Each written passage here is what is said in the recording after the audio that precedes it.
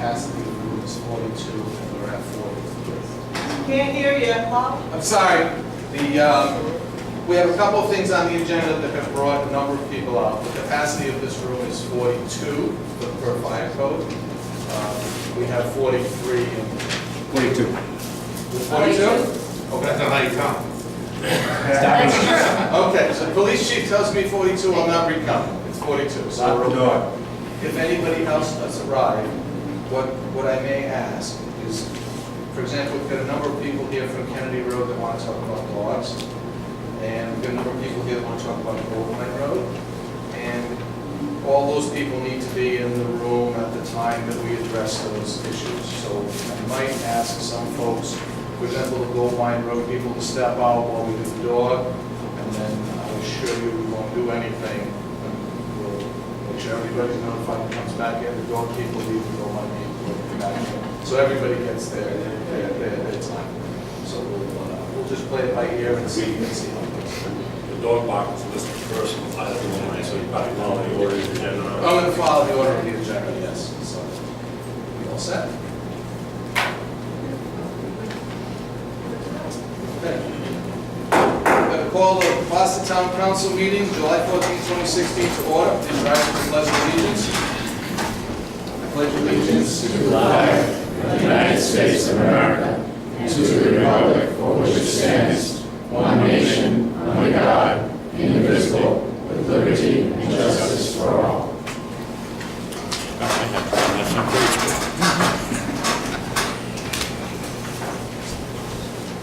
A couple of announcements. First, I have an email in front of me from the Secretary of State's open meeting website indicating that this meeting was posted to their website on July 12th at 4:12 p.m. So we are in compliance with the Open Meetings Act. I want to note that Kelly Russ, the treasurer, and Cheryl Hawes, council member, have been excused for this evening. And I wanted to just point out to everyone that the flags are at half staff for presidential proclamation because of the tragedy of Dallas with the police officers. We'll be down for a day or so. And I wanted to also note that local resident Norm Smith, who's an electrician who does lots of work at Town Hall, and throughout the town, resident of Dalton Road, passed away unexpectedly on Monday.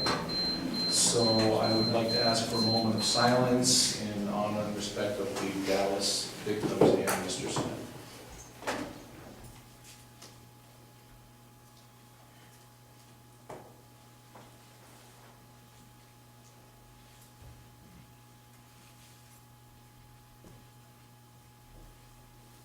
Thank you. The final announcement for this evening, we are working on rescheduling the special financial town meeting that the other night exceeded capacity and has to be recessed.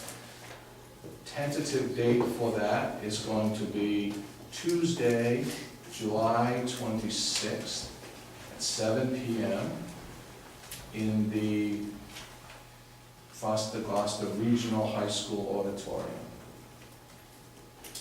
We will confirm that, and there will be advertisement in the newspaper and possibly a mailing out to every resident of town.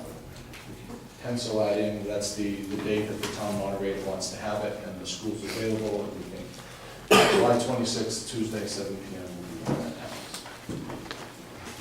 I Okay. have just two things if you don't mind. No, go ahead. I've received several phone calls about the billboard on Route 6, the Recreation Committee, and where did they get the money? Cass paid for that, so anybody who's interested where that billboard money came from, it came from Cass.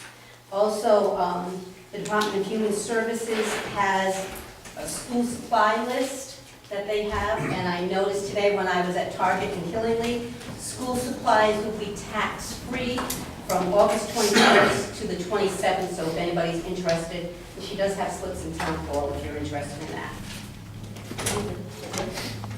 Okay, public comment. So since I see many new faces here this evening, the public comment portion of the agenda, for which some people have signed in, is for people to comment on anything that is not on this evening's agenda.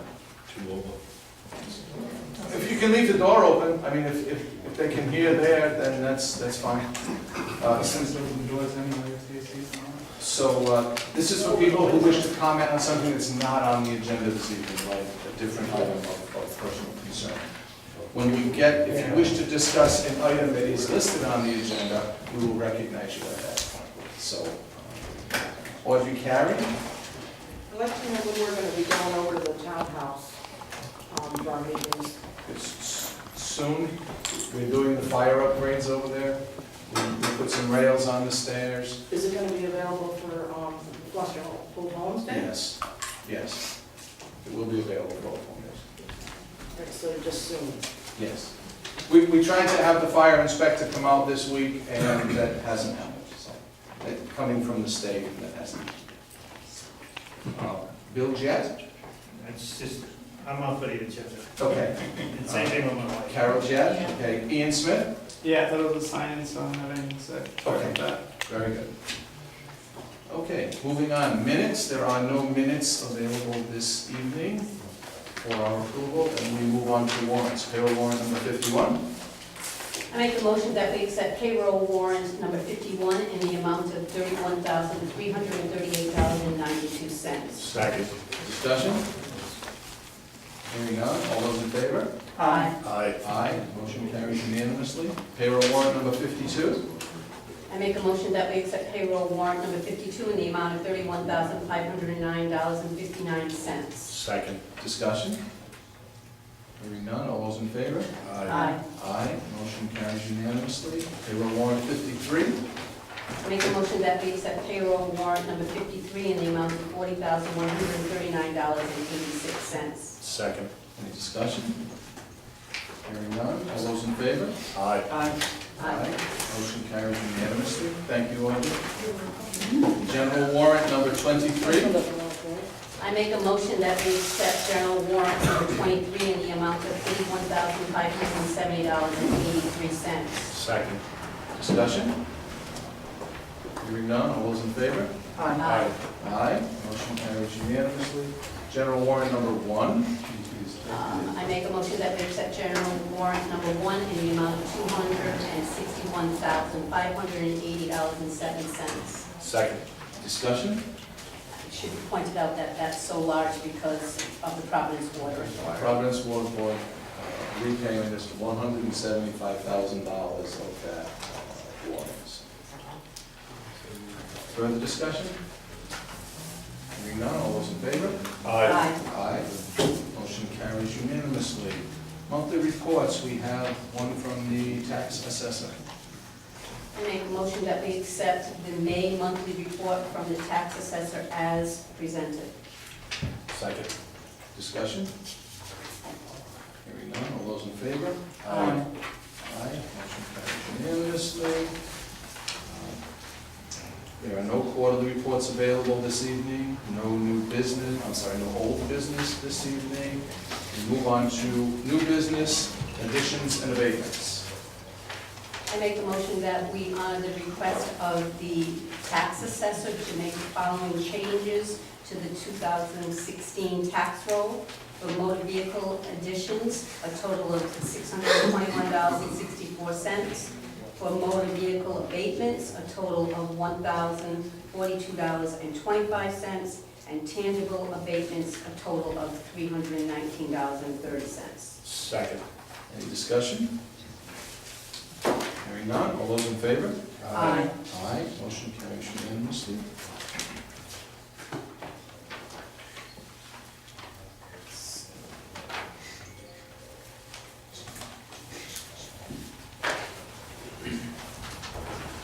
Okay, next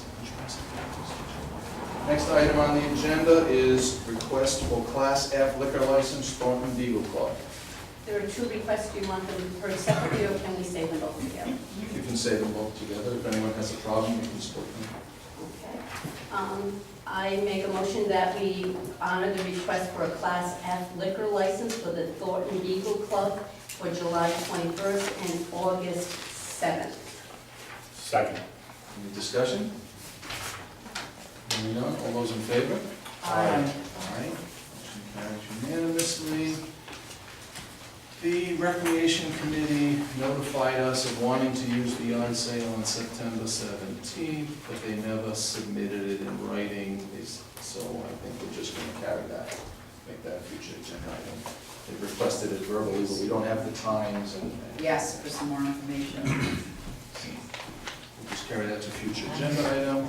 Next is request for use of fairgrounds, South Boston Volunteer Fire Company. We have a email from Charles Stockwell, the captain. The South Boston Volunteer Fire Company respectfully requests the use of the town fairgrounds for our 5K and 10K race to be held on October 15th, 2016. If there are any questions, please contact Charles Stockwell. What's the pleasure of the council? I make a motion that we honor the request for use of the fairgrounds by the South Worcester Volunteer Fire Company for their 5 and 10K race on October 15th, 2016. Second. Discussion? I'm assuming it's available? Yes. Further discussion? Hearing none, all those in favor? Aye. Aye. Motion carries unanimously. Temporary location of simulated firearms training range in Town Hall basement. So we have our letter from the Chief of Police. I am requesting, dear Town Council members, I am requesting to utilize a section of the basement in the Town Hall between August 1st, 2016 and August 5th, 2016. The Rhode Island Interlocal Trust offers the use of their firearms training simulator to law enforcement agencies statewide. This simulator trains officers realistically on shoot, don't shoot scenarios, proper use of force, and firearms training. All weapons and level of force are simulated during the training. What is the pleasure of the council? I make a motion that we honor the request of Chief of Police to use the town hall basement for the shooting scenario machine. Is there a second? Second. Any discussion?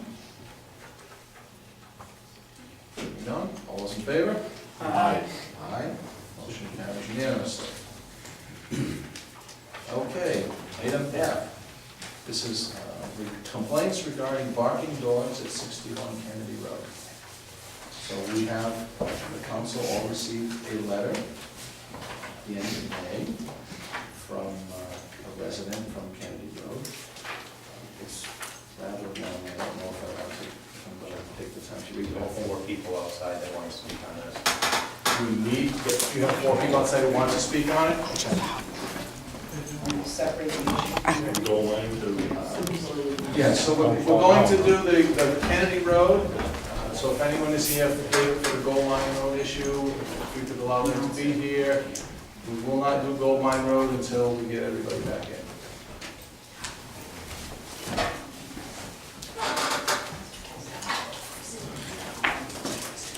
Okay, so a complaint, concern ongoing about barking dogs and noise at 61 Kennedy Road. Glad you I received a letter, and also Mr. Giovanni appeared in front of the council at a previous meeting and requested to be on the agenda for this issue, and that's why we're here. So, someone like to speak to this? I'm Megan Giovanni, I wrote the letter, okay? As stated in the letter, at 61 Kennedy Road, Raphael Kula had requested, and we had a town meeting for a kennel. He was voted down at that time for a kennel. Then the town allowed him to license 18 German Shepherd dogs. He then puts them in a kennel. They're in a kennel, they're not sleeping in his basement. They're in a kennel as close to our property line as possible.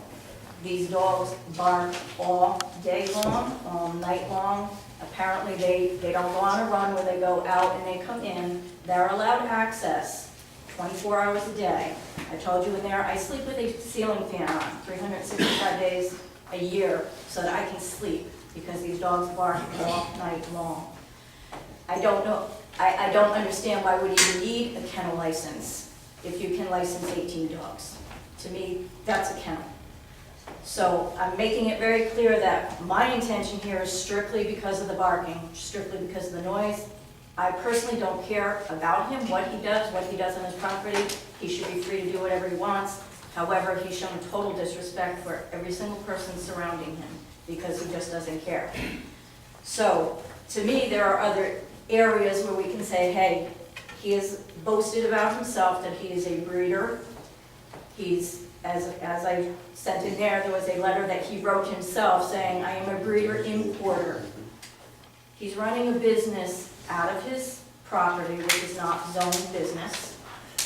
He's not, to my knowledge, has any kind of license to run a business. So he's running a kennel without a kennel license. He's running a business where it's not zoned business, and everybody seems to turn their head. There have been issues, to my knowledge, where the police have records of people calling, complaining of puppies that have been sold to him.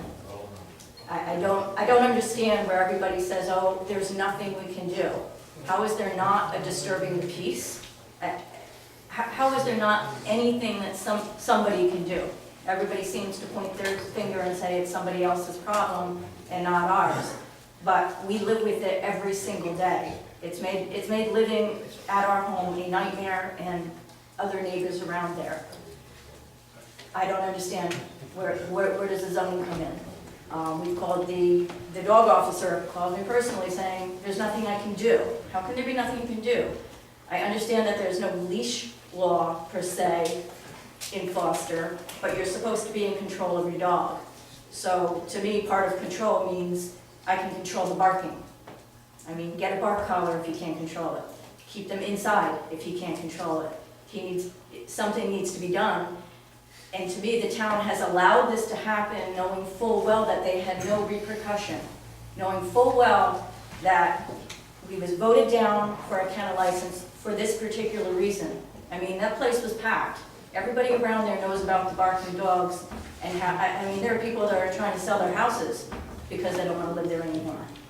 So the town, knowing full well that there was an issue, went ahead and allowed him to license these dogs.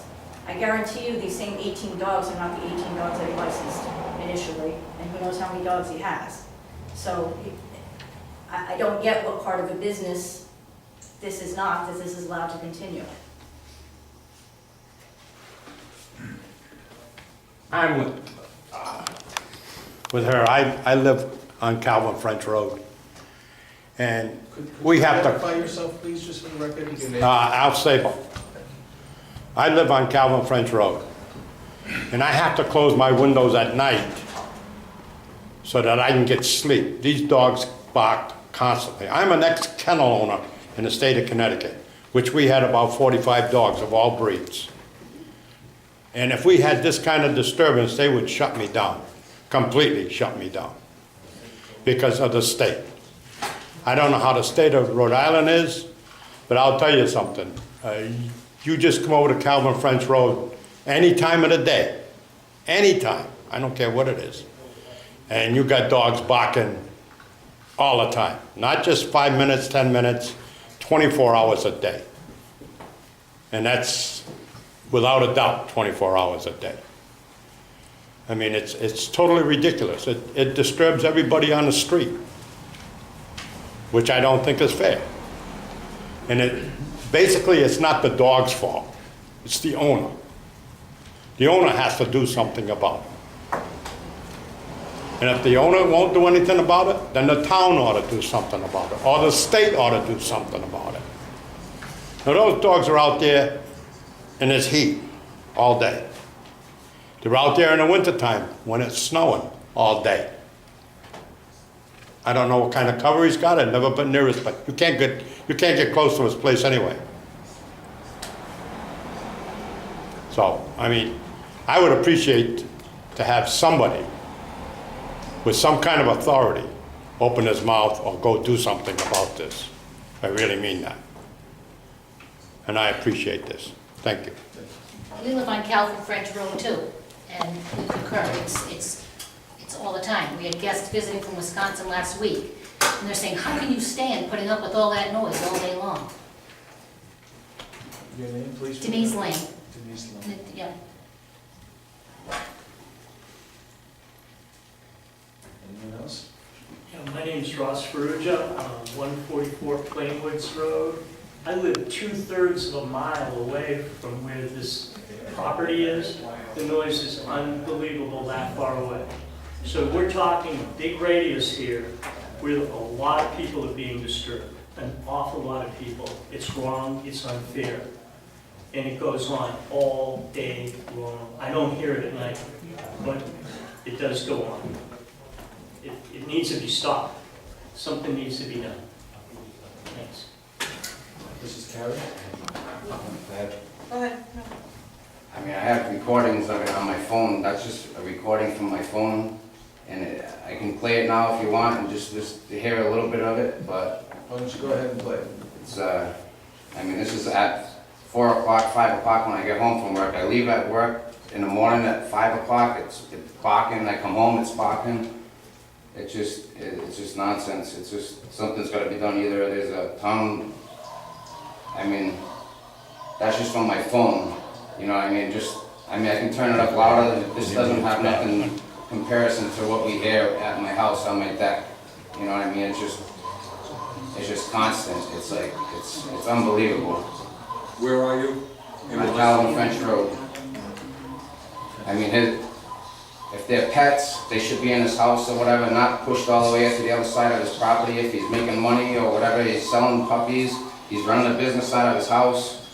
It's just, this is nonsense. It takes me a lot to get up here and talk right now, but this is really What's the distance between the dogs and we? not much. I mean, we can't, there's a valley between us, it just carries right across. I mean, it's There's nonstop. woods between me and the place. This is off my phone now. This is just, I would I'm say a on my good deck mile. listening. I'm gonna ask if we could speak one at a time, just so we sorry. can hear everything, and I'll be happy to recognize you again. I have it on record right now, 3 o'clock in the morning, 2 o'clock in the morning. I can't sleep with an air conditioner. I have to sleep with the window open. 2 o'clock in the morning, I got it on video. I got the alarm clock looking out the window. 3 o'clock, 4 o'clock, I got it all on video. So, I mean, it's just, you can't live like this right now. You can't. How long was that recording? This was 2 days ago. No, I mean, how long, 1 minute, 2 minutes? No, I can keep playing it. I can keep playing it. I mean, I just shut it off, but it just keeps on going and going and going. It may stop for maybe 10, 20 minutes or whatever, but then boom, it's right back up again. You can hear puppies, you can hear, you know, just howling, and I mean, it's ridiculous. It's out of control. It's hundreds of times a day. It doesn't stop. It's hundreds of times. The police say we can call, but I could literally call 100 times a day. And you're taking something away from something that's important to go deal with this matter. That's nonsense. That should have been stopped before it even happened. Mrs. Carey? Was this person in question notified about this meeting and? The person is not required to be notified. Okay, I was just wondering, You have to notify employees, town employees, if you're going to discuss them in public, but a resident is allowed to come and speak about another resident. I just was wondering if he was, maybe came to this meeting and heard, you know, all the people. But maybe- I think he's well aware of it.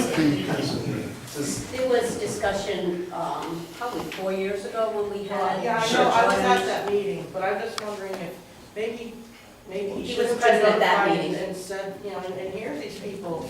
And, I mean, how could you be such a bad neighbor and, Just you talk know? to them. Live next door to see how that is. Well, I know that, but I mean, you think that he would want to, not, Ma'am? My name is Carol Livingston, I live at 56 Kennedy Road.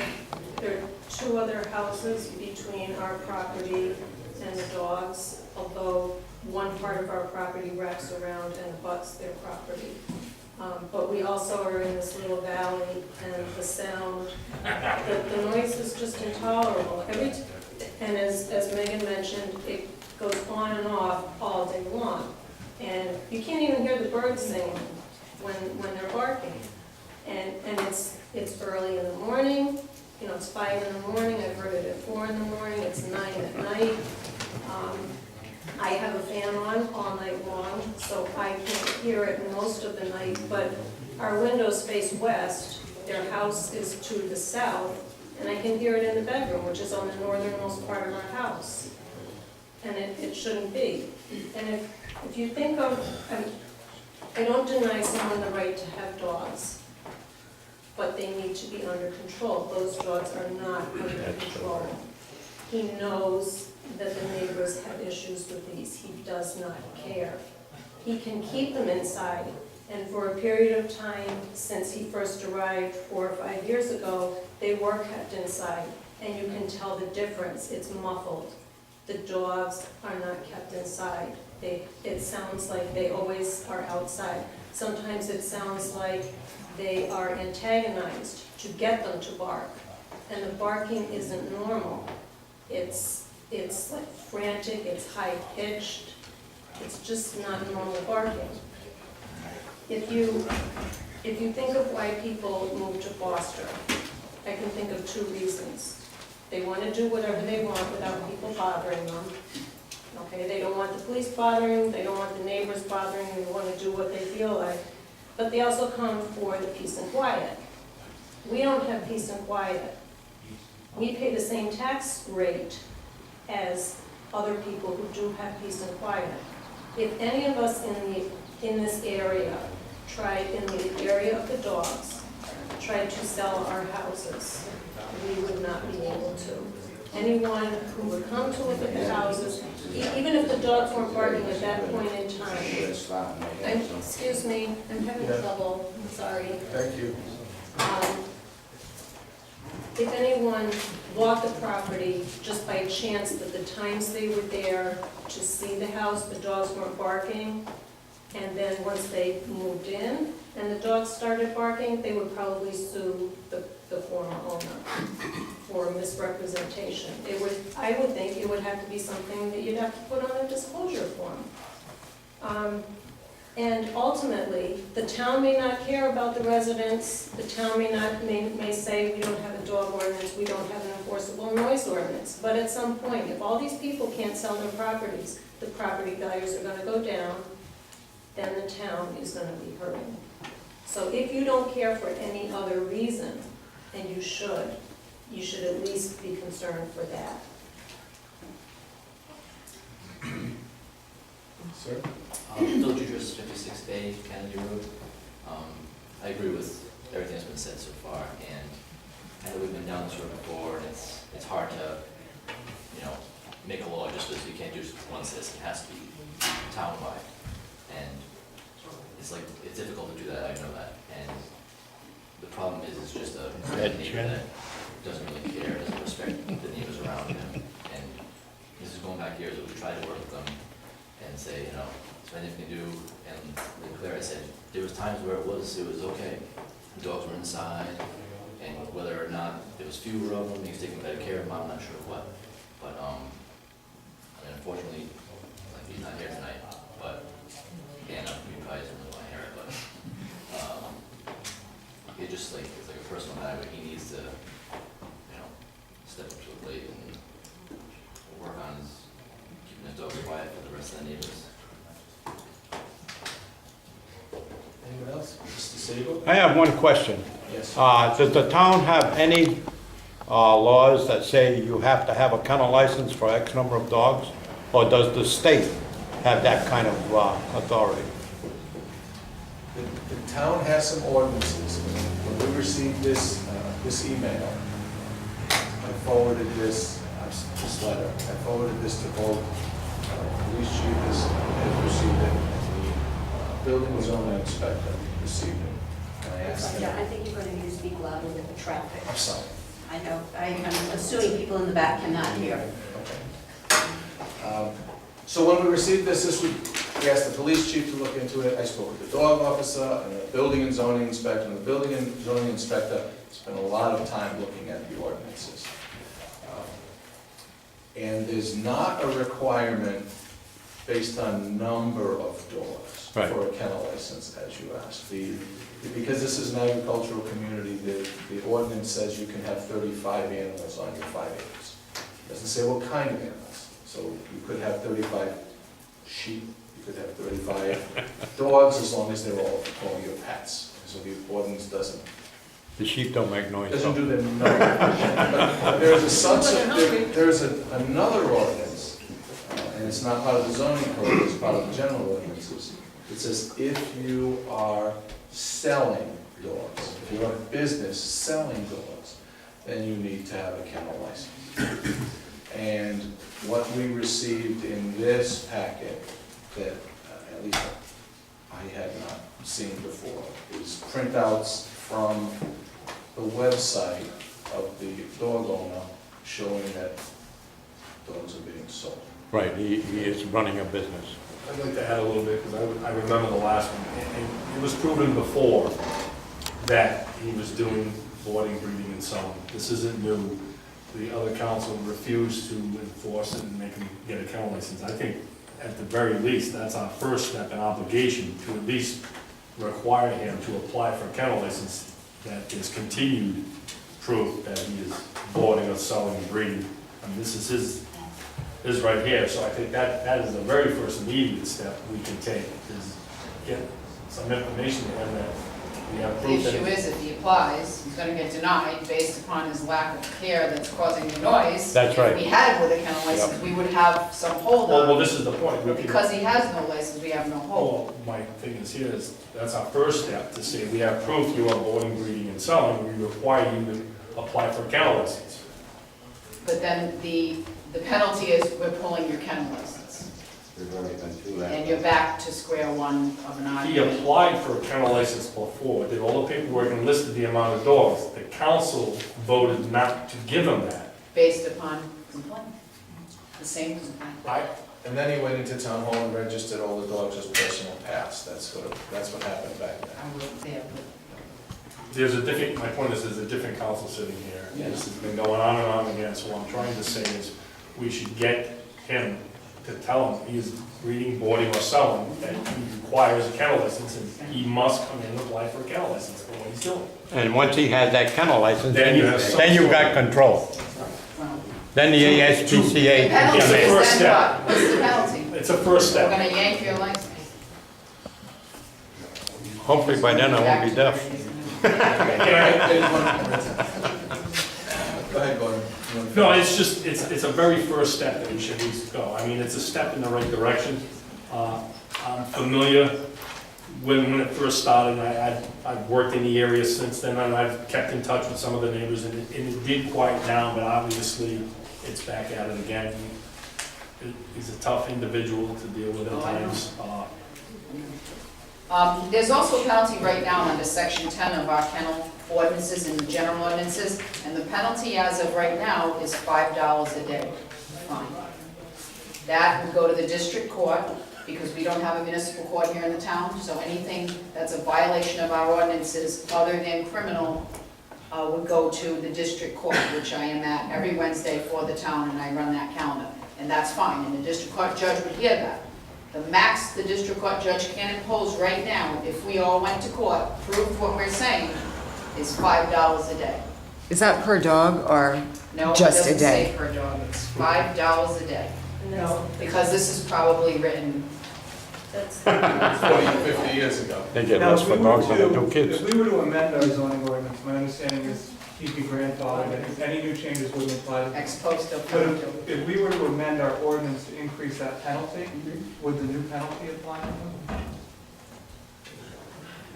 I'm sure we could, but you'd have the same argument on, grandfathered in under the old. But it would be, again, if he's gonna apply and be denied, he's gonna say, I did apply and denied, therefore, and then we can say, well, get rid of the dogs, or stop selling the dogs. We withhold licenses and then find a violation for failure of a license on the grounds that it's not licensed. I think it's not gonna last, I mean, it's not gonna go beyond this town, as So, far as the court. So what are alternatives? so if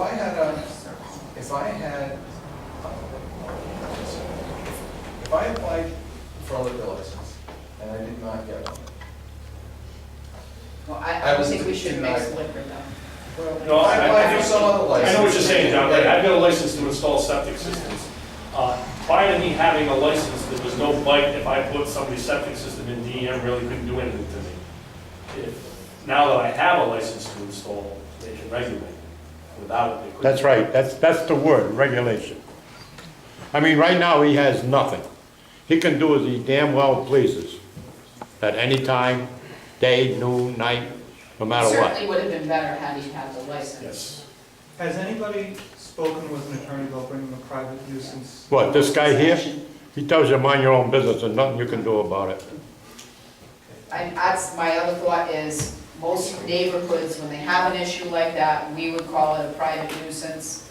You cannot freely enjoy your property, whether it's a smell or a particulate, say from a concrete plant, or in this case, noise. We have special issues with noise in some of these towns like ours, because there are equipment that the police need to measure that. I can't prosecute something unless I have a measurement when I get to district court. We don't have that equipment, it's expensive. So whether it's a kid that's got a massive band playing in a garage, or a party, or the dogs, we need to measure it, so when I get to court, I can prosecute it. So that there's a measurement that he's in, you know, they would have decibels, he's in violation of those decibels, now I've got something. We don't have the equipment to measure. We don't have the, in our decibels, that was what We we don't, tried to we get. don't have the We tried decibels to get that last because time. when we try those things, most people that live out here because they want to do what they want, and that would include gunfire and include, you know, things people do in their homes in the back, machinery, etc. So nobody wants that. So the bottom line is, there's a private nuisance action, a group could get together, chip in, hire one attorney, and it's civil action. You won't get a punishment, but you could get a money judgment against him. Because the value of the property is diminished, because you can't enjoy your property and you're awake at night. It's a civil action, and you will get a money judgment against him. Well, there's another thought there too, dear, isn't there? I mean, supposed to be these dogs weren't cared for properly. Right, that's what I was thinking. Well, that's- What's that? I don't think that's the issue at all. Well, it could be very well the issue. All right, I know when SPCA would come in. when I had a kennel and it was 75, 80, 90 degrees out, you can't leave a dog out there like that. And they're out there all day. I If don't it's know snowing, they're if it's free, I snowing don't in know a the blizzard, situation. those dogs are out there during the blizzard. I've prosecuted those type of cases in district court also. The SPCA will come in, they will send an investigator. They will go there and see if there is violations. They're the one who usually bring the evidence to us, and then we prosecute for that. They just tell them how to correct it. All right, Mrs. Livingston. Thank you. I'd like to know what would be the benefit of granting him a kennel license. He already doesn't care about anybody except himself. The town, from what I remember, has no conditions once a kennel license is granted. All it says is, okay, you have a kennel license now. But he's doing everything now that he would do if he had a kennel license. So I would like to know what would be the benefit, what would be the actions, concrete actions, step by step, that the town would take if they found that he was in violation of whatever conditions there are for having a kennel license. I don't know that the state or DEM have any regulations for kennels. 4 or 5 years ago, I tried to find if there were, and there were none that were obvious to me. And if he were denied the kennel license, again, nothing would change except he would be even more obnoxious because then he'd be stopped. Excuse my language. Yeah, but even being obnoxious there, you'd still be under regulations, which you can shut them down. But this, You're gonna shut You can shut them down. I don't. You can pull the dogs. I would like to know what in the town ordinances, either the general regulations or the zoning ordinances, what would the town be able to do? And you mentioned the decibel level. It's not just the decibel level. Something can be very annoying and disturbing and stressful without it being a high level of volume, which is what decibel is. It's very stressful. I've been there. I've been on Kennedy Road and heard the dogs. And I agree. And we attempted, as I said a few years ago, to get that ordinance, including quite a bit. We had it at Payne School, if you recall. I believe you were on that committee that wrote up changed the ordinance. Were you, Mrs. Livingston? No? I was one of the concerned Right. neighbors. So we attended that, and it was a pretty big show of people for that ordinance that did not want it to get voted down. My question to Mrs. Betalacqua is, why should they also chip in to hire a private lawyer? Is there something we can do as a town? And then, number two is, why not get in touch with the SPCA and have them come in, and if they're violating, I mean, I agree, I've heard those dogs, it does not sound like they're treated well. If they're out with a blizzard, if they're out in this weather, that might be a way to go. Certainly is, I'm surprised it hasn't. It would have to be state, ASPCA though. It's not state, the SPCA is a private, a nonprofit. I've actually been on. Yeah, but still, I'm talking about with state authority. A lot of them do have. I can't have three people speak at the same time. I'd like to add, I mean, if you talk That's what about happens when you're an old mistreating man. animals, I've actually been with them. Those, I'll be honest, those animals are not mistreated. They are treated extremely well. He has and-conditioned bonds for them and everything else. So if that is what you're gonna hang your hat on, you're gonna get absolutely nowhere. Excuse me, if he has air-conditioned barns, why can't we keep them inside the air-conditioned barns? And they're allowed to roam too. He's actually got probably two, a large acre and a half with a large fence. It's full of that. Oh yeah, it is. And he's probably training, which causes them to bark aggressively. My point is the dogs are not, they're not even nowhere near the level of being mistreated. So I mean, that I can attest to.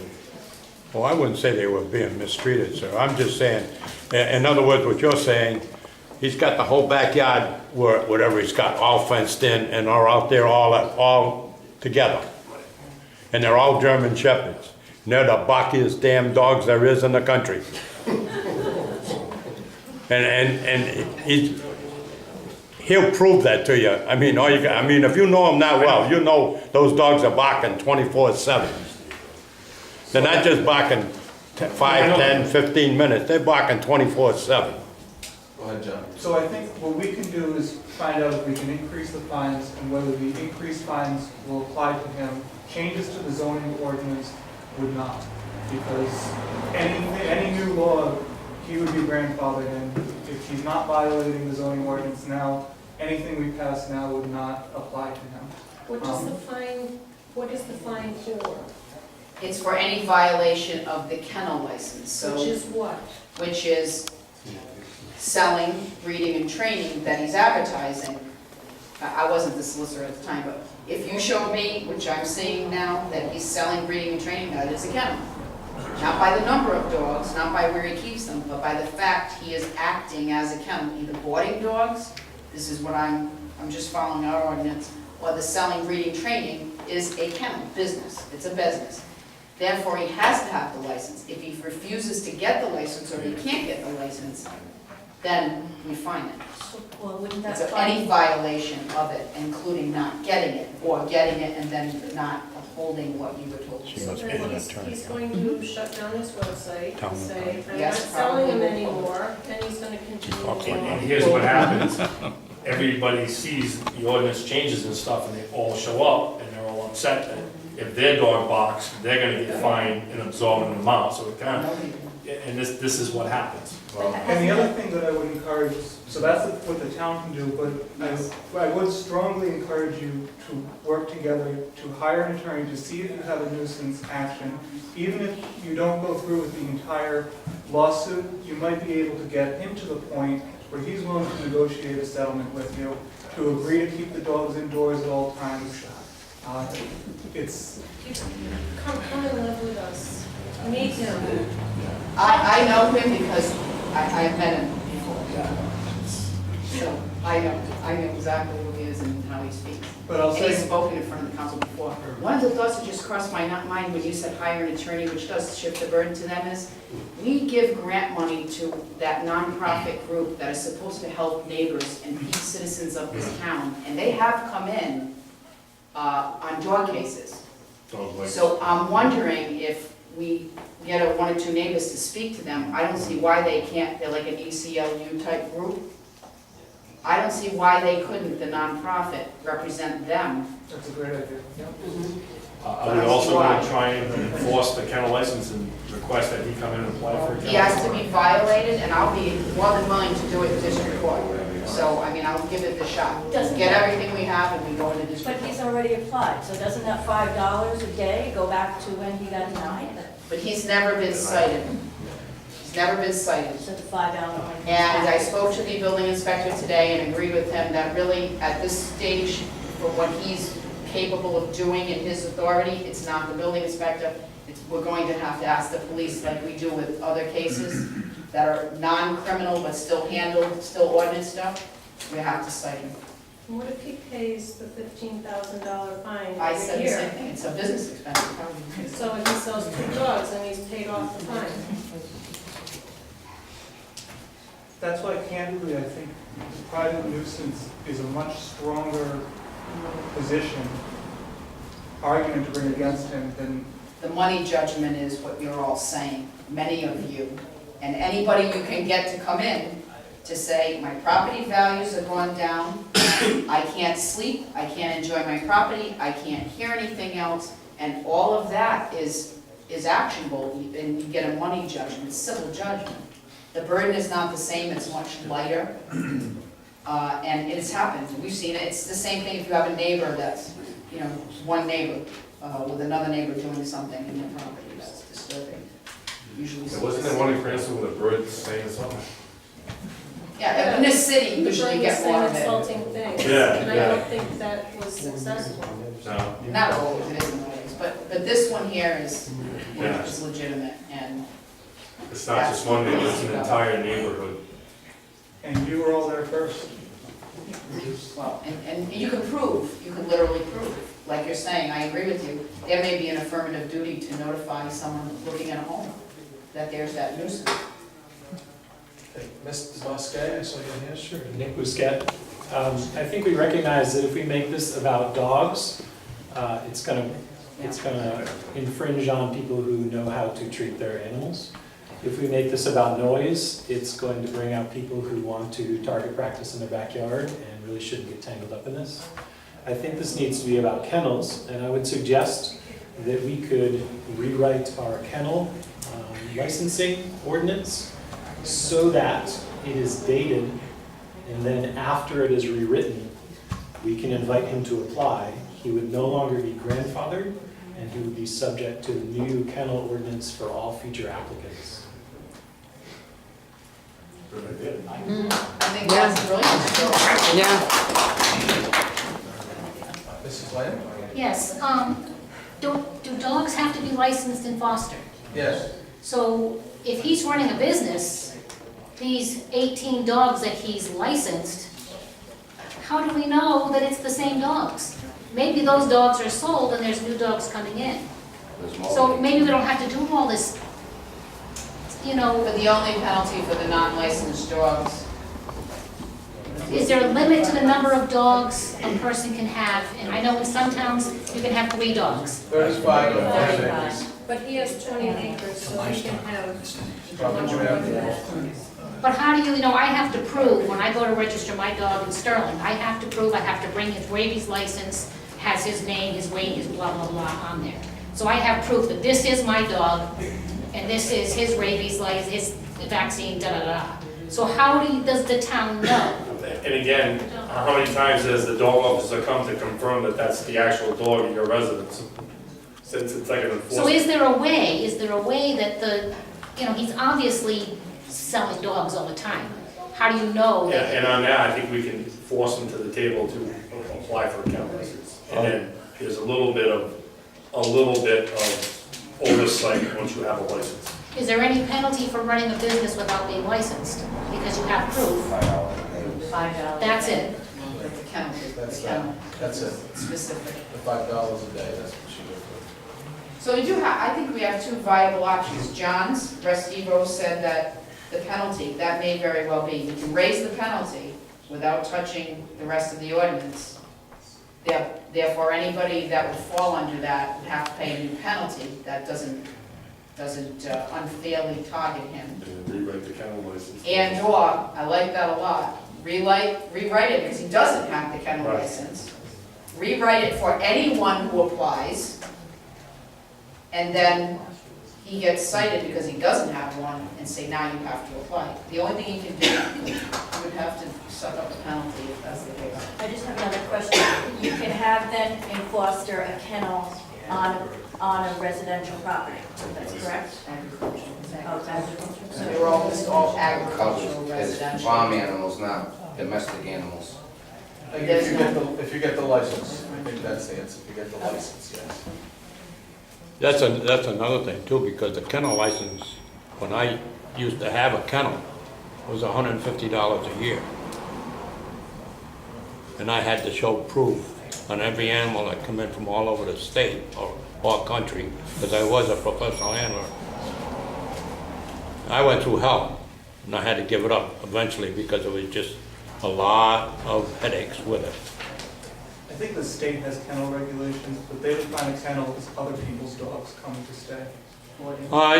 You'll be surprised. You'll be surprised if they do. If it's regulated by the state, let me tell you something, there are state laws. Mrs. Murphy? Oh, I just was going to point out when Denise asked about the neighbors, if they had to pitch in and retain an attorney, that part of the damages, if they're monetary, it would be legal fees, right? Sometimes. Sometimes. I saw some hands in the middle, yes, gentleman that I haven't spoken before. Dennis Therian, South Kinley Road. Do we have an ordinance for noise? I mean, Yes. just Yes, think we about do. it, if your neighbor has a radio playing 24/7, as loud as it would go, and there's 6 houses around, and they came to you and said, this guy's making too much noise, how long would it take the police chief or a police officer to go there and say, turn the music down, you're bothering your neighbors? To me, this is a noise problem. Maybe the kennel license for him might get the ball rolling, but what do they do tomorrow? The dogs are still barking, somebody's got to stop them. Thank you. Is the issue. An enforceable noise ordinance. Correct. The police chief has his hand up. Very well aware of noise issues in town, being here for 20 years, whether it be the dogs barking or people operating chainsaws at 7 o'clock in the morning or cows mooing. Or fireworks at 1:30. Cows mooing? I never heard of that one. But, and they want us to do something about it, law enforcement to do something about the cows mooing. You've got to do something about it. Well, again, there's people in here that want to keep Foster rural, but they want law enforcement to do something. Well, we do have a noise ordinance, but I can read it, but it's unnatural sounds annoying to other people. Well, if Mr. X starts his chainsaw at 7 o'clock in the morning for his wood cutting for the winter, it's annoying the person next door. Or if Mrs. X's dogs are barking, or, whatever, or the air conditioner that the person installed is real loud, is annoying to others. So again, our noise ordinance needs to be rewritten and enforced. But again, people come out here to be rural. And in reference to Kennedy Road, I've been out there for dog issues. Very well aware of the mess that was created on June 30th, 2011, because it was the night I was sworn in as chief. Very well aware of that. We've been out there for dog-related matters. I believe the SPCA came out there. His dogs are treated very well. They're trained very well. And I was scared one time with 18 dogs coming at me. He stopped all those dogs in his tracks with one command. His kennel is bigger than some houses in Foster. He does have air conditioning.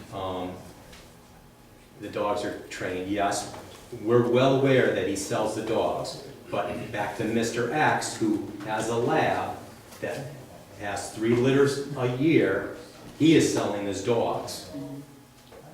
Or the poodles or whatever. So again, if the ordinance is in effect, those people that sell 1 or 2 dogs per year must have a kennel license for what you just said. I live in Coventry. You have to have 3 dogs. Or 3 dogs, any more than 3 dogs, you have to have a kennel license. Again, people come out here, and I know people in this room have to have 6 dogs, 7 dogs. There's no leash law in Foster. There's no control in Foster. All it says is the dog has to be licensed or collared. If the dog is not licensed or if it's not licensed or uncollared, yes, we can seize the dog. If the dog, again, that ordinance needs to be rewritten, you know, in reference to the complaints, and I've talked to a couple people tonight already. If we don't get a complaint, it's not on record. Starting in 2012, there was 43 complaints, reference from Kennedy Road. 2013, there was 3. 2014, there was 1. 2015, it jumped to 14. This year, there was 3 of them. One of them was Mrs. Giovanni, who came in to talk to me about the issue. Again, there's just nearby here, we've been to a house 18 times because the person leaves for work and has dogs outside, misses the person and starts barking. We tell him to shut it, bring the dog in, he brings it in. We tell the people to turn off the radio, they turn off the radio. We can't tell the person, or I'm not gonna tell the person that they can't cut wood so they can, you know, stay warm. He doesn't stop though. He doesn't, you know. And again, you know, and as far as the response, we've been criticized, law enforcement has been criticized for not doing anything. We have 2 people on at night, we cannot respond to all the complaints. I've been out there, other officers have been out there, we've sat in driveways. Yes, and several times we've told them, silence your dogs. 1 word, they're done, and they go inside the kennel. You know, half an hour later, I forget which one I just read, half an hour later, they were barking. I think during that time, we had a domestic, you know, again, prioritized. Again, I feel everybody's pain in this town as far as noise, whether it be the tannerite, guns, or whatever. You said we have a noise ordinance. What's the penalty? What do you do about it? I can't get it prosecuted to enforce any penalty. Like, I mean, is there something? Because you need a decibel level, you need a machine to measure it, because when I get to court to enforce it, we don't have a municipal court, I gotta go to district court. When I get to a court, I have to prove that there was this noise. So all of us sitting in the room saying. So what happens in say if I'm in North Providence and there's an issue with a guy playing a massive band in the garage next door in a city thing. I call the police come out with a meter, they stand in the street, they write him a ticket, they go to court, in a municipal court, or even district court, and they say, we got a phone call, we went out there, we stood in the street next to pole number 1 whatever, and here's the meter. Can we borrow the And meter? done. Can we borrow? Yeah, but a chainsaw, I mean, there's some, just to continue that, just so you understand, that's fine, I'll do it in the city. minute. But like Johnny just said earlier, I thought it was lower, but a chainsaw is 115 decibels. Most cities and towns are like at 80 or 85 decibels, so a chainsaw is absolutely. People here will never, ever allow that type of thing, because, I mean, like you said, gunfire, you know? Things people do in the yard regularly here would exceed that. Our ordinance does not have decibel levels. That's correct. And nobody wants to do it, because you In the can't front row say here? just, you know. Because you How know, much it's just do one affect of dog these barking, monitors chainsaws, cost? and shooting guns and everything. We don't It's have. a lot any- different. How much do they cost? It's a lot different. The ordinance, No, the question is, how much does the? how much machine does this cost? monitor cost? John, I have a point about the decibel thing. We discussed that when I was on the council, about getting a meter for the police to use. The problem with the meter is, if I remember this right, from the chief using the meter at the street, he can't walk into the building, he does it from the street. Correct.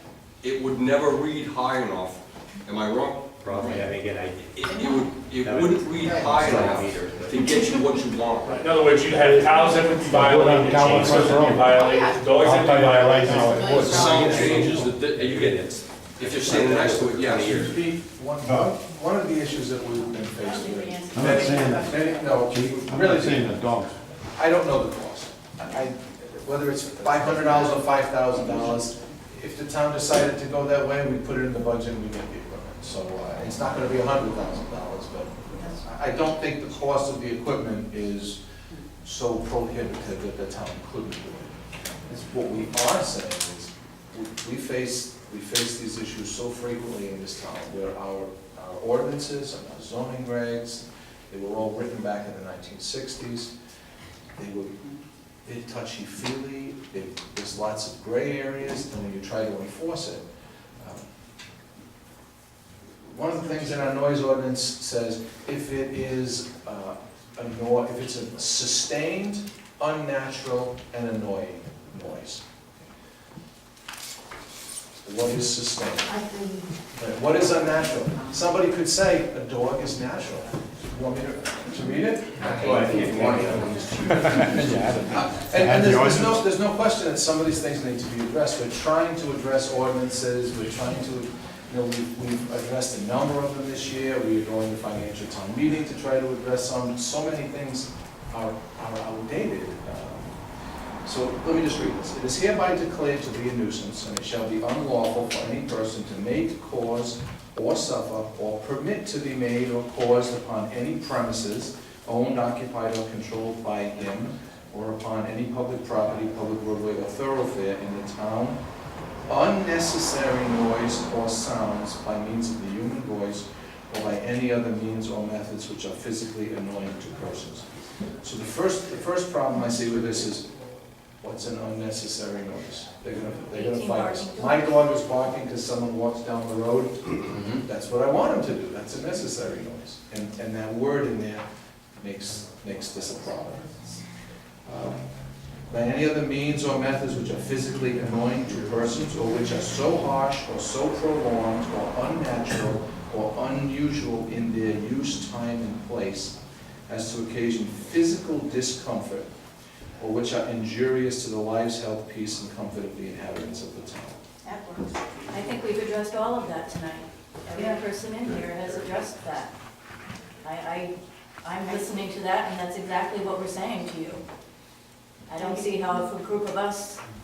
So the question is, how do we enforce it? How do we litigate it? How do we These group of people going in against him, should be... I can tell you the honest truth. When you get to court, John knows, when you get to court, the judge is gonna go, let me see your medical bills from your sickness from the dog's barking. This is what happens with that type of case, like that emotional distress kind of thing. Okay, I believe you, ma'am. Let's see your medical bills from the doctors. Let's see the medicines you're taking, let's see whatever. In other words, when you bring it into court in the light of day, I've got to have something else besides people talking about it. I don't think there's anyone up here today that disagrees with you. I don't think there's anyone up here who's saying there's not a problem. I think we all agree. There's a problem and something needs to be done.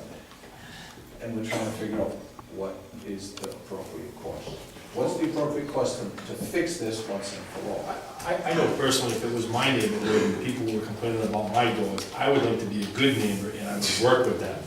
That's, yes, but absolutely. Here's the Don't dilemma. leave glass gunpowder, you don't want him. I don't do it all the time, and I like to shoot my guns. So, been doing it, been there for 50 years doing it. So, and I do work with the neighbors, and I do take that into consideration. I don't do it at night, and I only do it on Sundays, and when there's no leaves on the trees, I don't do it. So as a neighbor, you would think you would want to work with, you wouldn't want to be considered the jerk in the neighborhood. This is totally, it's almost like the guy takes pleasure out of annoying his neighbors. I'll say it for what it is. And to try and regulate something like that is almost impossible. What you do is you affect the 99 other people, and this person just finds another way to annoy you. As law enforcement knows, there's no law against being a jerk. But I think we got two important things on the table tonight, one from the audience and one here that we shouldn't forget and move forward with that. I want to find the name of the nonprofit that takes... Budget workshops. Yeah, I can't remember it. I saw it again. Did you ask to deny them any funds this year? I did. Okay. I did, because they were trying to defend a vicious dog who bit I another know, dog. that's why I said accepted that. it. Yeah. I'll find it. There's a nonprofit that gets money from the town, or through the town. Used to. Oh, they still They did. still do. They still did. They got They over still- 5,000 this year. I told them, I asked them, please not defend vicious dogs that have bitten children. Right. Yeah, I don't think they have applied in the last couple of years. They did Yeah, this they year. did. They didn't apply with planning board for the, They did. They did, and we. It's not a and they got- CDBG. yeah, they used to get the CDBG. It's not a They got CD, something. it's part of the, DHS. Yeah. Yeah, Okay, so DHS. Carol might have. Yeah. Carol would know what it is. And they wrote me a letter, the director called me and said, we'll respect your request and not defend. I think that's a stop, that's a positive stop, positive direction. So what we're going to do now, the council, we're going to research that legal avenue, and we're going to look at the ordinances, the fine ordinance, so we're gonna look at The penalty. increasing the penalty. And if we can use that respectively. But I think we should definitely put that whole kennel license issue for a revamp. But there are a lot of, apparently there's a lot of breeders here. The last time we talked about dogs, there was a lot of. Well, he had mailed everybody that had a dog license in town, he got the list and he did a direct mailing. But I can tell you that I bumped into people that actually specifically moved to town. We have a lot of breeders and they moved to the town because the large tracts of land and the oversight over the kennels. Most of them do not, I would say almost all of them do not cause problems in the town with their neighbors. But, That's the you know. problem. That's where the ordinance should come in, and penalize the people that are doing something wrong. The other people shouldn't have a problem with it as long as it's not affecting other people. That's where the ordinance should come in and say, well, yeah, you got a whole group of a neighborhood that's complaining, that's where it should happen, not the people that's raising dogs that are quiet. It's affecting other people, so that's where the ordinance should come in and say, yeah, this is where it has to happen, and, you know, take care of matters, and the other people's fine because their dogs are not barking, not bothering other people, or they have enough of land where it's not gonna bother other people. It's just, it's totally crazy. You know, he put the dogs right almost on the property line now, so there's a little valley there, and it just blows the whole house up at night, and during the day, I leave in the morning, I hear dogs barking, I come home, I hear dogs barking. I think we're not disputing that. No, I know, it's Totally just, believe you. yeah. Mr. Busket? So this agenda item is labeled discussion action, and I think the residents would appreciate even a small action. One sample of that would be clarifying our noise ordinance for night and day. I don't know any shooters who necessarily have to shoot at night. It's against the law. Excuse me? It's against the law. So there you go. After State sunset. police do it if they're. Yeah, they do. So Yes. I think to even offer these residents some decent sleep and take actions towards that end would be a great start to move beyond discussion towards action. That's what I was trying to get to, what are the council's next steps? So we're going to look at the fine, we're going to deal with the legal fee. Now, I don't know, we can't vote to do that tonight, we can't vote to change the ordinance. That's we what can make you're a motion. suggesting. In order to change any ordinance, we have to craft it, and we have to publicize it, have a public hearing by state law, where people get to come in and comment on it. So it would be wonderful if we could sit here and say, we're changing this ordinance tonight, but But it's, can we make a motion to say that we we can't. will, and that would be an action? I think that I have one. That we will look into changing, or that we will update the kennel license ordinance. May I ask a rhetorical question? Yes? I'll provide the answer.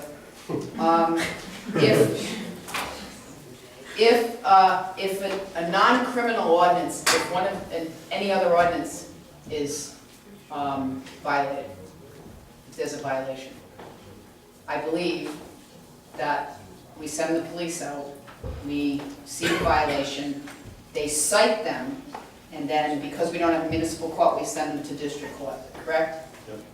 Okay, I'm willing to have, just violate them, and I'll deal with it in district court. I'll give it a shot. I have no trouble. And what are you gonna violate them on?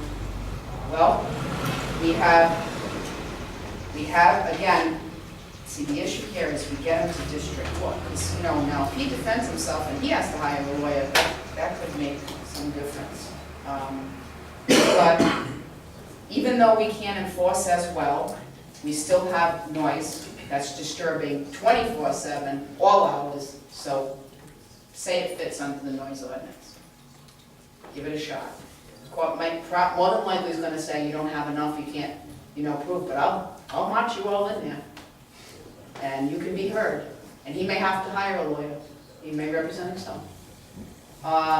The other issue is the kennel license. In other words, I'm trying to just say, work with what we have instead of waiting to make new ordinances. Can't promise result, but I can promise you I'd give it a shot. The kennel license, the penalty there is and again, would have to be imposed by the district court because we don't have a municipal court, $5 a day. And I don't see why I couldn't argue that's retroactive for however long he's been there doing that. 2011. Without the license, even if he came in and was denied. Again, problem of proof, but you can try it. I mean, there's a difference in charging and actually proving, but we can get him in there. Can I ask a question? Go ahead. If you did that, and then he applied for the kennel license, then the idea that we have here is gone, right? Because he applies, would he be grandfathered in? No, well, the actual part is he's gonna get denied anyway. So if the court says to him to apply, and you'd have the same issue, where we don't want him to have a kennel license because he doesn't take care of them properly, and we don't want to license that behavior.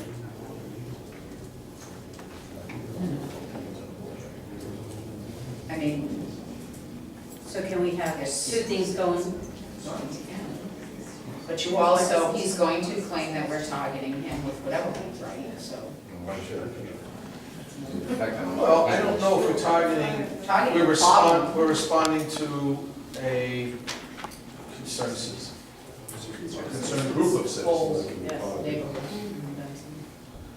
Who, now, as Gordon was alluding to, it seems like he should try to get along with his neighbors. It never should have gotten this far.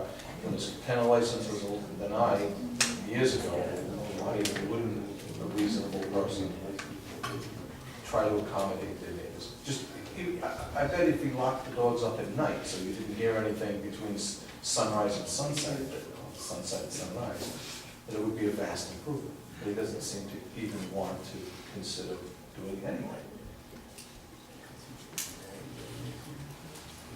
Jane? I think perhaps you might want to consider the fact that he has not licensed any dogs this year, and there are penalties that could apply for that, but you would have to prove how many dogs he had in the first place. Seems to be violating that immediately. If I knew how many dogs he had. I can find out tomorrow morning. But, and then the question, when he first was denied the kennel license, and he came in to license the dogs, the fact that, or one of his arguments against doing that was the fact that often you might have a dog for less than 6 months during the training process, and then it's gone, and he wouldn't, so he'd be just licensing and unlicensing and licensing. I'll tell you another argument that could arise, and I've had it happen with wine and people doing different fermenting operations. Is that an agricultural kind of thing, animal training? Is that an agricultural thing? Can it happen on a farm with 20 acres? And usually it's a yes. I could take horses in and train them.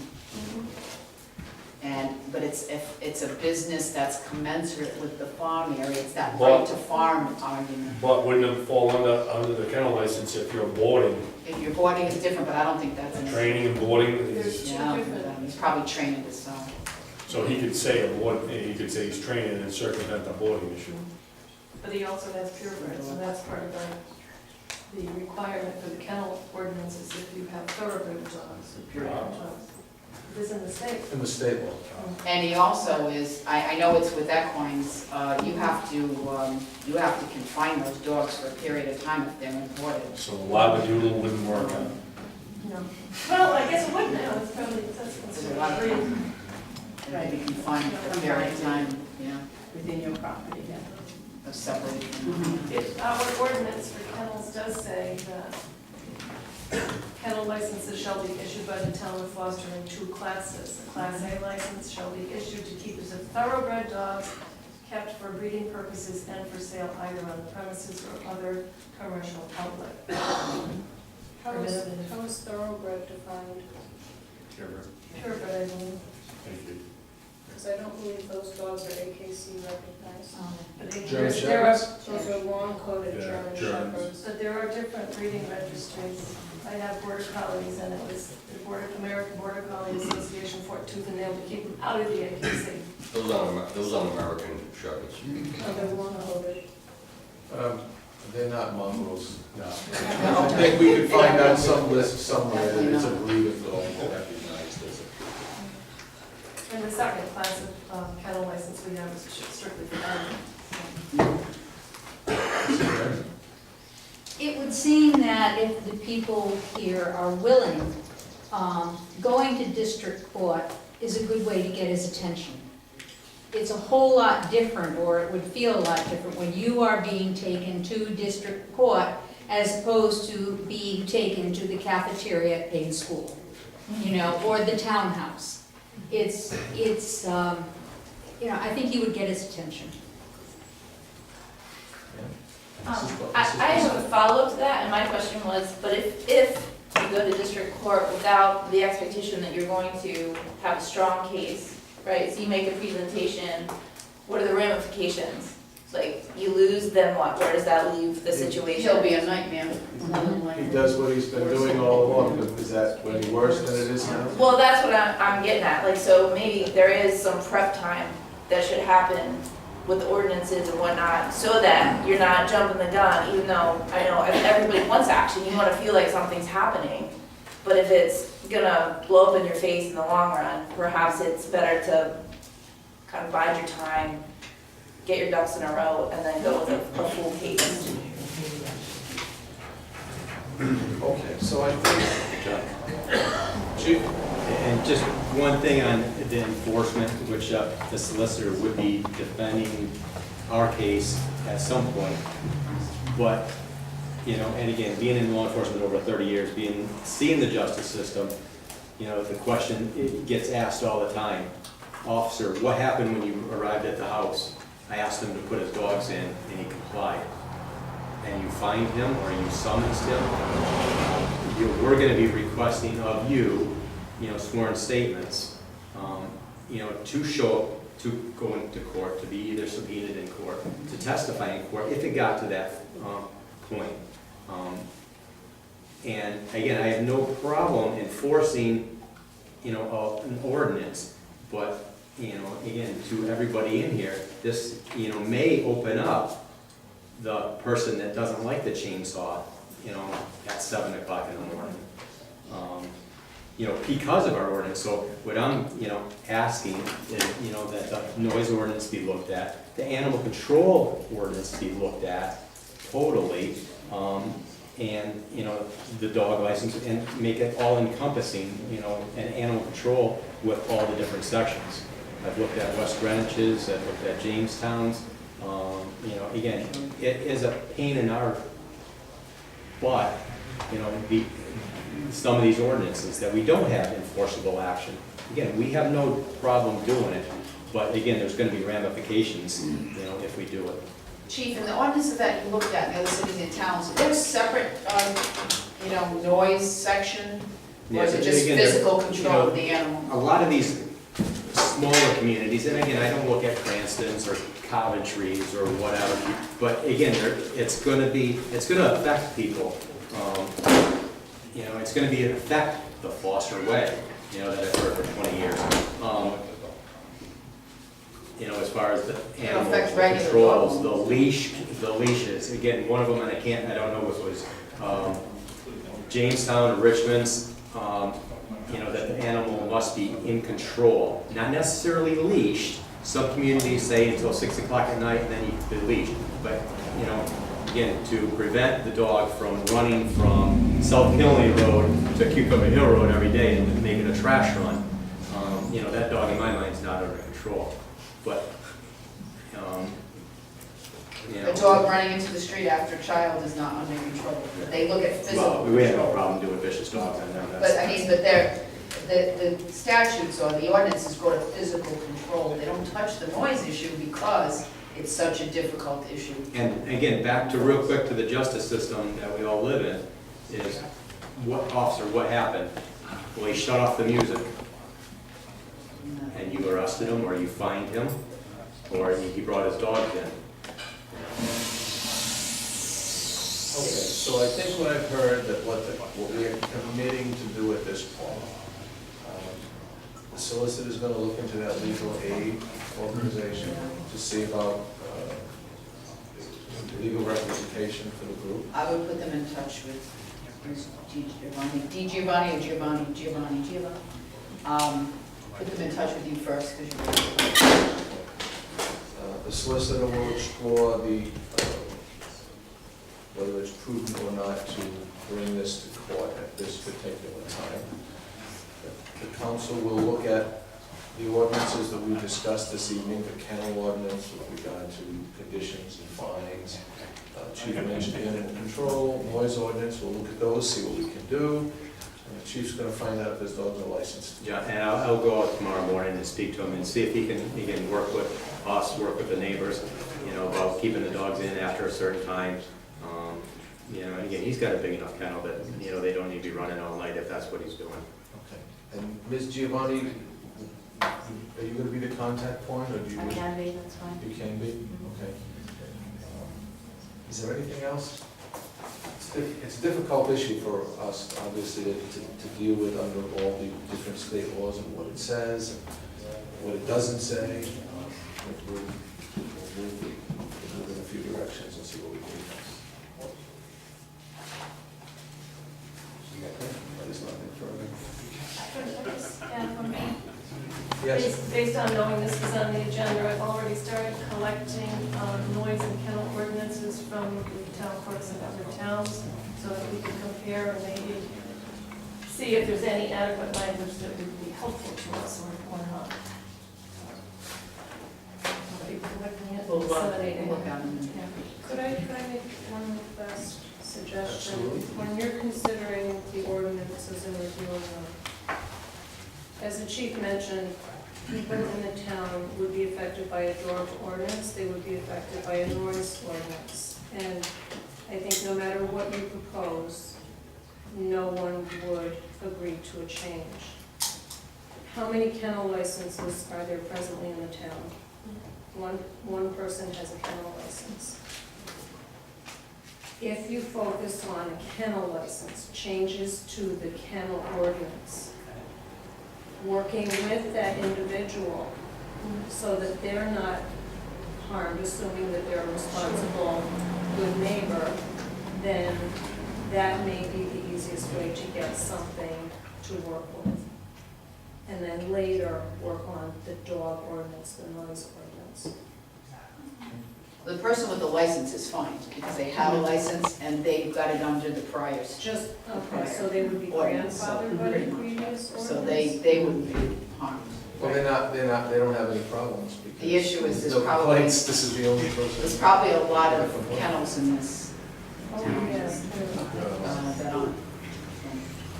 But no one needs a license to have their dogs, so that's why it might be easier to get something through since there's only this one existing licensed kennel.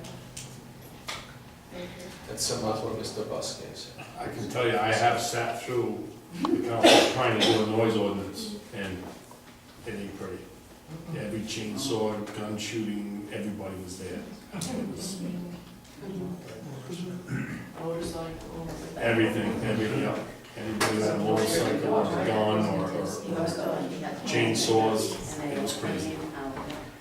Time for a change then. But, you know, it might be something that we could look at with time frame, you know, after sunset, 10 o'clock at night, after 11 o'clock at night, you know, you don't need to use your chainsaw, except in cases of an emergency at 3 a.m. If a tree falls on your house at 3 a.m., you need a chainsaw, but other than that, do it in the morning. How about a blower? Yeah. Yeah, this guy does. Okay, is any final remarks? 20 times. Thank you all for coming over. Thank you. Thank you. I'm gonna take 2 minutes and use the restroom before we get to the next item. We will have another meeting, though, there'll be a public hearing, am I correct? Any ordinance change requires a public hearing. So we will have one more so you know about the changes. They will be advertised in the newspaper. And we'll notify Ms. Giovanni. More chainsaw. No, I know.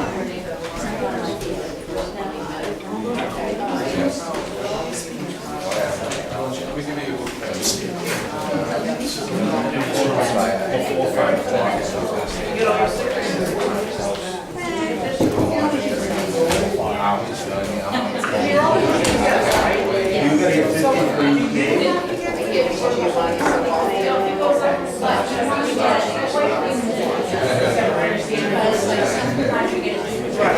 Well, that's why, because I signed it. Are you John Lewis is right, yeah, but I don't know that. Is that something new?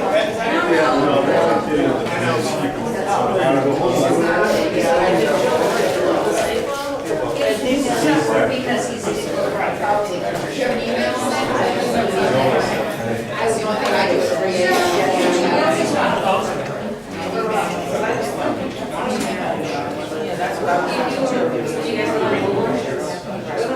believe me, we tried it.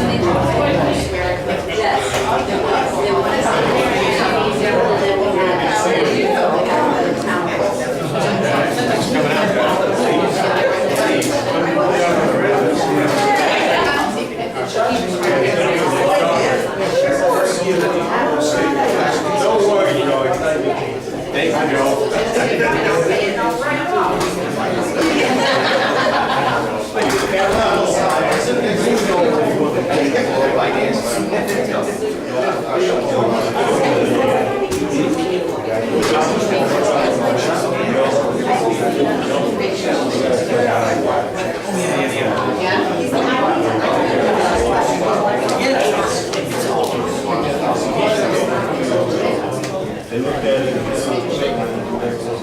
us. But I think that's. Anyway. Yeah. Who's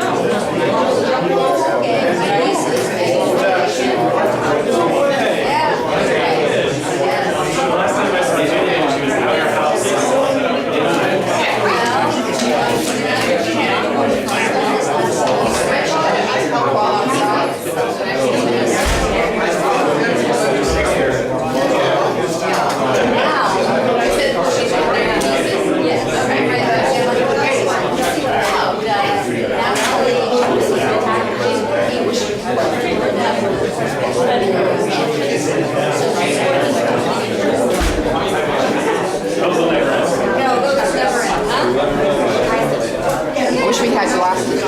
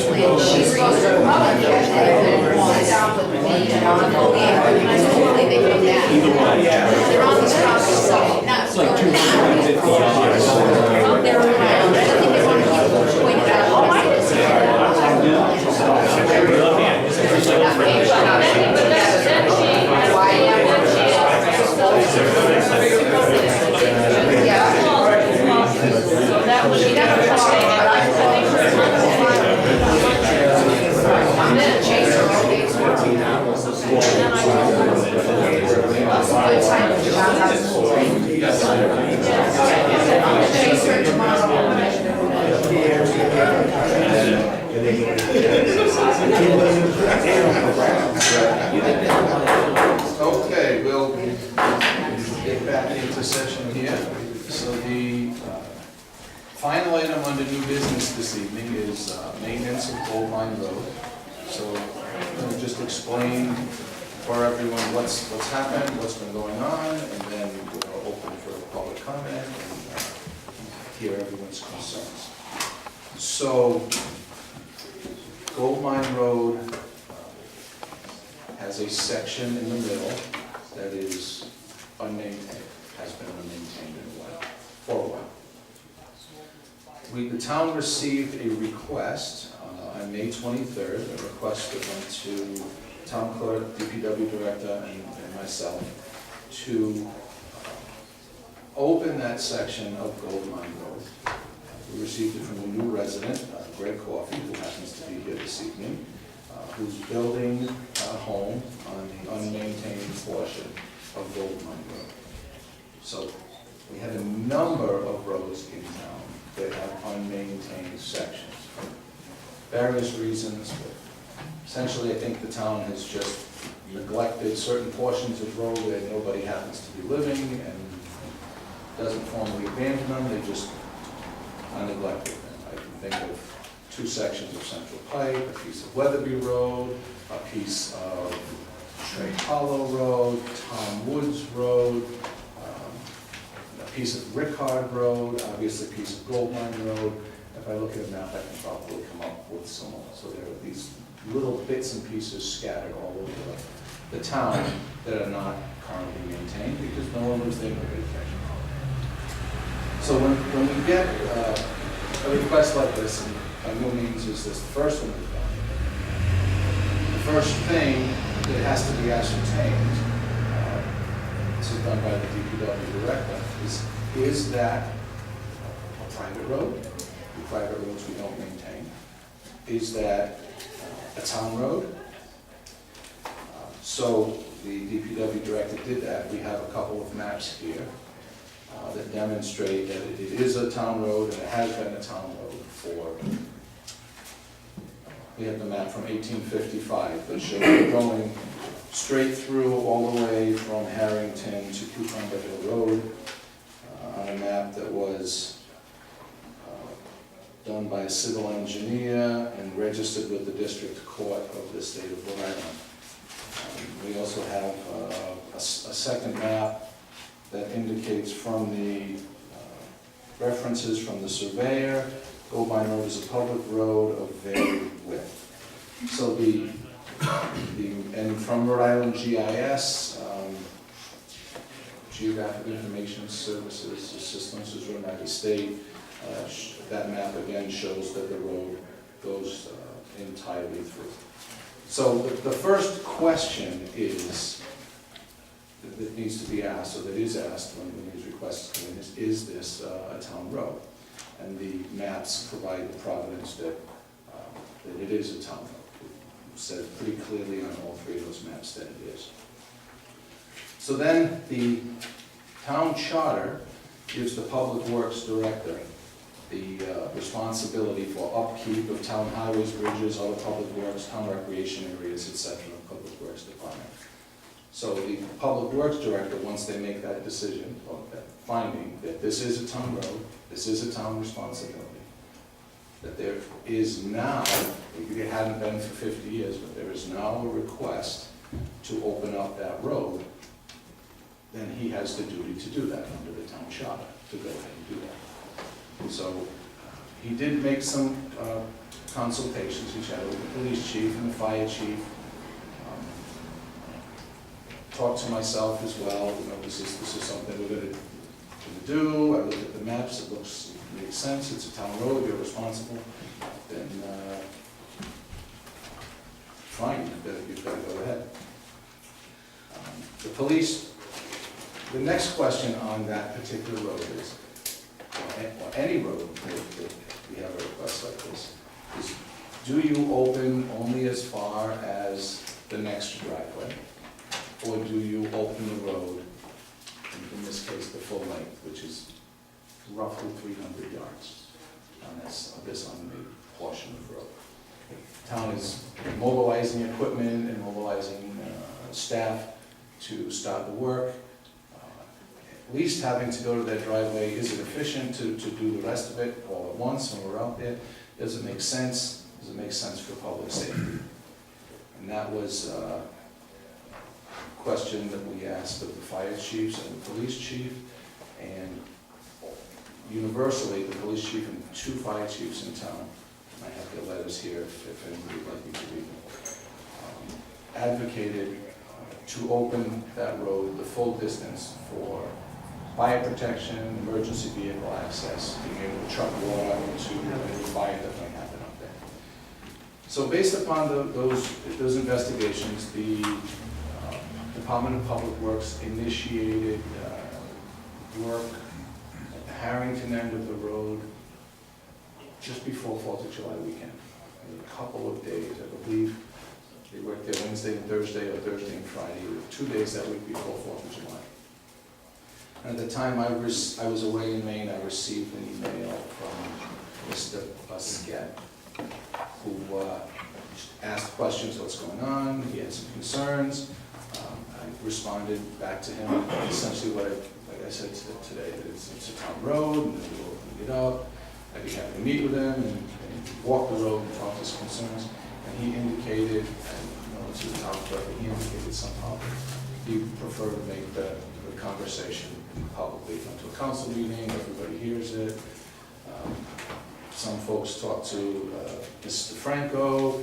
I also spoke to Mr. Alan Feldman, who called me at my home and heard his concerns, and I met with him and walked down the road the other day, and Martin, who just happened to be there when I was there, so I met with him. So when I received Mr. Busquet's phone call, Mr. Busquet's email and the phone call from Mr. Franco, I connected with the DPW director and asked them, do people have some concerns? People have some things that they want to share with us? Let's just put this on hold right now. We'll put this on council meeting. I'll talk to the solicitor, find out exactly how to appropriately list it so people can come and share their concerns and make their comments. And that's why it's here this evening. So that's essentially how we got here. I am going to read Mr. Feldman's letter first. He sent me an email saying he couldn't make the meeting tonight. Would I read his comments publicly? And I assured him that I would. So let me do that, and then we'll hear everyone's concerns and see what we can do tonight. And I spoke with him, so he sent it directly to me. Dear Mr. Lewis, sorry we will not be able to attend tonight's meeting. Here are my thoughts about the Gold Mine Road Development Project. Please read this at the meeting. My wife and I built our house in 2000-2001 at 116 Gold Mine Road, off of Cucumber Hill Road. We now own the land on the north side of Gold Mine Road, from where our house is, past the end of the developed section of the road, through much of the undeveloped section of the road where the town is working, and ending roughly across the road from the spot where Mr. Coffey built his house. We understand that the town plans to develop the undeveloped middle section of Gold Mine Road so that it will be drivable from end to end. We are opposed to this plan. We wouldn't deny Mr. Coffey a developed road up to his driveway, but developing the long section of from Mr. Coffey's lands to the point where the developed part of Gold Mine Road now ends is unnecessary and destructive. That undeveloped section has beautiful antique stone walls on both sides and trees providing shade. It is used by walkers, people on bikes and ATVs, and people on horses. It has a significant section where it is a one-rod road, as narrow as 14 feet from base of stone to base of stone. The one-rod section will be too narrow to allow two vehicles to pass safely, or if widened, the stone walls will be dangerous and destroyed. We think opening Gold Mine Road from end to end will bring traffic noise and litter. In short, we think developing the middle undeveloped section of the Gold Mine Road is not necessary at this time, being harmful. The town should spend its tax dollars on more beneficial projects. Alan and Barbara Feldman, 116 Gold Mine Road, Foster, Rhode Island, Professor Emeritus of Economics, Brown University. So I did actually walk with him on the road and discuss some of these issues. He had a concern about the stone walls, which I assured him the town just passed an ordinance protecting stone walls. And stone walls indicate property lines and would not be disrupted by any work that's done anywhere along that road. The stone walls would be respected. He had a concern about blasting as well. There was some ledge and some blasting was required, and I assured him also that is not going to happen either, that it doesn't need to be any blasting up there at all. We have equipment that can deal with the stones, and we have a new product called silent dynamite, where you drill a hole in the stone, fill it with this powder, the powder expands, and it just, like a tree root cracking a rock. You come back tomorrow and the rock has been split, and you can remove it, and there's no blasting. He also had a concern about an easement that he has, and that we addressed with him. So I wanted to make sure that I didn't forget to read that as we get into the comments, because I did not want to. I committed to read it, I did not forget. So, okay, so that's why we are here, and Mr. Busquet, if you want to share with us first. Thanks. So I'm at 119 Gold Mine. The undeveloped portion of Gold Mine Road is 50 paces from my front step. Edging both sides of this historic carriage path, you'll find the fieldstone foundations and cemetery of the Sweet family homestead, ancestors of David Sweet, who still lives in town. Deacon Reuben Weaver, a Revolutionary War veteran, is buried there, dating this relatively untouched corner of Foster back over 200 years to the time of its namesake, Senator Foster. This surprisingly well-preserved carriage path is not listed on any historic register, but neither are many bicentennial trees. Proffered reasons to bulldoze one or cut down the other demand the utmost scrutiny. Let's consider reasons to bulldoze, widen, and grade Gold Mine Road, listed in an email titled Future Gold Mine Road Restoration, a copy of which last week appeared in my mailbox, addressed from Mr. Greg Coffey, new owner of Lot 62, to whom it may concern. Number 1, utilities. Mr. Coffey writes, our house will need electrical poles on the town's road, which have not yet been installed, unquote. This is not entirely accurate, as Lot 62 has an existing driveway, utility poles, and over 380 feet of frontage on the already developed portion of Gold Mine Road to the east. Mr. Coffey recognizes this, as evidenced by the private drive sign he's posted there. a DEM permit to alter freshwater wetlands, application number 060091, dated November 2011, also recognizes this driveway's existence. Mr. Coffey would prefer a second driveway on the undeveloped portion of Goldmine Road to the north, which shifts the number of required utility poles and the cost of access from the landowner to the town. Perhaps this is his lawful right, but it's worth noting that the town chose to develop only 50 of my 500 feet of frontage, and that was plenty. Number 2, safety. Mr. Coffey writes that it is imperative that emergency vehicles have unencumbered access to his construction site. The distance from his drive to Moosup Valley Fire Station is exactly 2.6 miles, whether they take Johnson Road or Cucumber Hill Road. The distance to Kent Hospital is actually 1 mile longer if they insist on the scenic route past my house, instead of the existing route down Harrington. Area EMTs like Jim Carlson know the house numbering schemes from both ends of Goldmine and the fastest route to each. If anything should worry Mr. Coffey, it should be the poor cell phone reception there. 3 out of 4 leading cellular companies do not provide reliable access on this stretch of road. Mr. Coffey should also consider that through traffic would turn his second driveway into a dangerous blind drive. This spot hides below the crest of a hill at the end of a long, flat straightaway, where he will soon learn that ATV riders hit their top speeds. Road expansion will allow heavier through traffic to do the same. Number 3, access. Mr. Coffey also notes that construction vehicles are large and have poor turn radii, unquote, and quote, we will be using large beams in our house that must be trucked in. At every job site I've ever worked on, the construction vehicles make their deliveries to the house site, not to the end of the driveway. It is Mr. Coffey's responsibility to provide space for these vehicles to maneuver on his land, not the town's. Case in point, yesterday Bob Thurber delivered a truckload of tree-length wood, and he turned around on our property, not the road. Nonetheless, you'll find a public turnaround where my driveway meets the road. It's on my property, and I help maintain it. Number 4, school buses. In his email, Mr. Coffey assumes that developing the road will allow school buses to pick up kids at their driveways. Current residents have accepted that this is simply not the case, and it may never be. Scott Baton, the bus company's branch manager, has explained that buses cannot go down roads that are too narrow for an oncoming vehicle to pass. In a recent email, he also points out, quote, it would not be safe for the big bus to travel Goldmine. At times throughout the year, we have had difficulties with the minibus traveling this road. And that brings us to number 5, maintenance. Mr. Cardillo has done an admirable job maintaining our road, especially considering the DPW's limited resources. Nonetheless, the stone walls on both sides and ledge below prevent the building of adequate shoulders and stormwater drainage. Spring brings wheel-sucking mud that's more than enough for residents, let alone through traffic to handle. Drainage ditches on the wider sections of the road are already undermining chest-high stone walls, whose days may be numbered. These historic walls will have to be removed and rebuilt at great expense if national guidelines for, quote, local roads with very low traffic volume, unquote, are followed. 34 feet wide for a double-lane road and 20 feet for a single lane.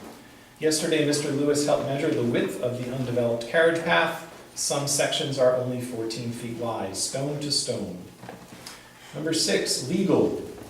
The town stonewall ordinance adopted in March states, section B4, any public works project initiated by the town of Foster that is likely to affect abutting historic stone walls, not subject to a formal review process as required in section B subsection 1 of this ordinance, shall give prior notice to the property owner. Section C2, rebuild rather than dismantle historic stone walls not subject to a formal review process as required in subsection 1 of this ordinance that are in disrepair with construction materials and methods that approximate the originals or leave them as is. The unapproved roadway expansion of Goldmine Road that began in June appears to violate the town's ordinances as well as Rhode Island General Laws, Titles 24 and 45. 2426, widening of highways. 2431, power to mark out, widen, or relocate municipal roads. 24323, grading or change of grade, notice and hearing. 24-327, settlement or appraisal of damages from change of grade. 24-511, damage and removing obstructions or materials. 24-524, undermining of walls and fences. And 45-46, soil erosion and sediment control. Goldmine Road has fast become a test case, being watched by hundreds of voters living on rural roads throughout town. The question on our minds is this: is one email from one person to one town councilman warrant enough to run a bulldozer and unnecessary traffic through a historic part of town, with no good reason, no net gain, no regard for the law, and God knows what cost to the town? I welcome the Coffeys to do as the Harts, Feldmans, and Alsfelds did before us. Have the road graded to the beginning of your driveway, volunteer a small spot of your land for a public turnaround, and enjoy, as your 18 neighbors do, one of the few corners of Rhode Island where the songbirds are louder than the traffic. Thanks.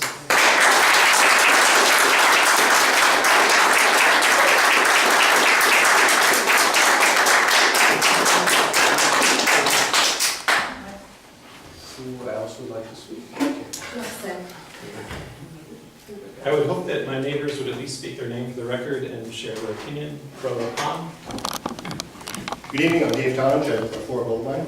I can't follow that up at all. I have one major question. We knew this was happening back in May. The email came through. It was May of this year. Yes. Okay.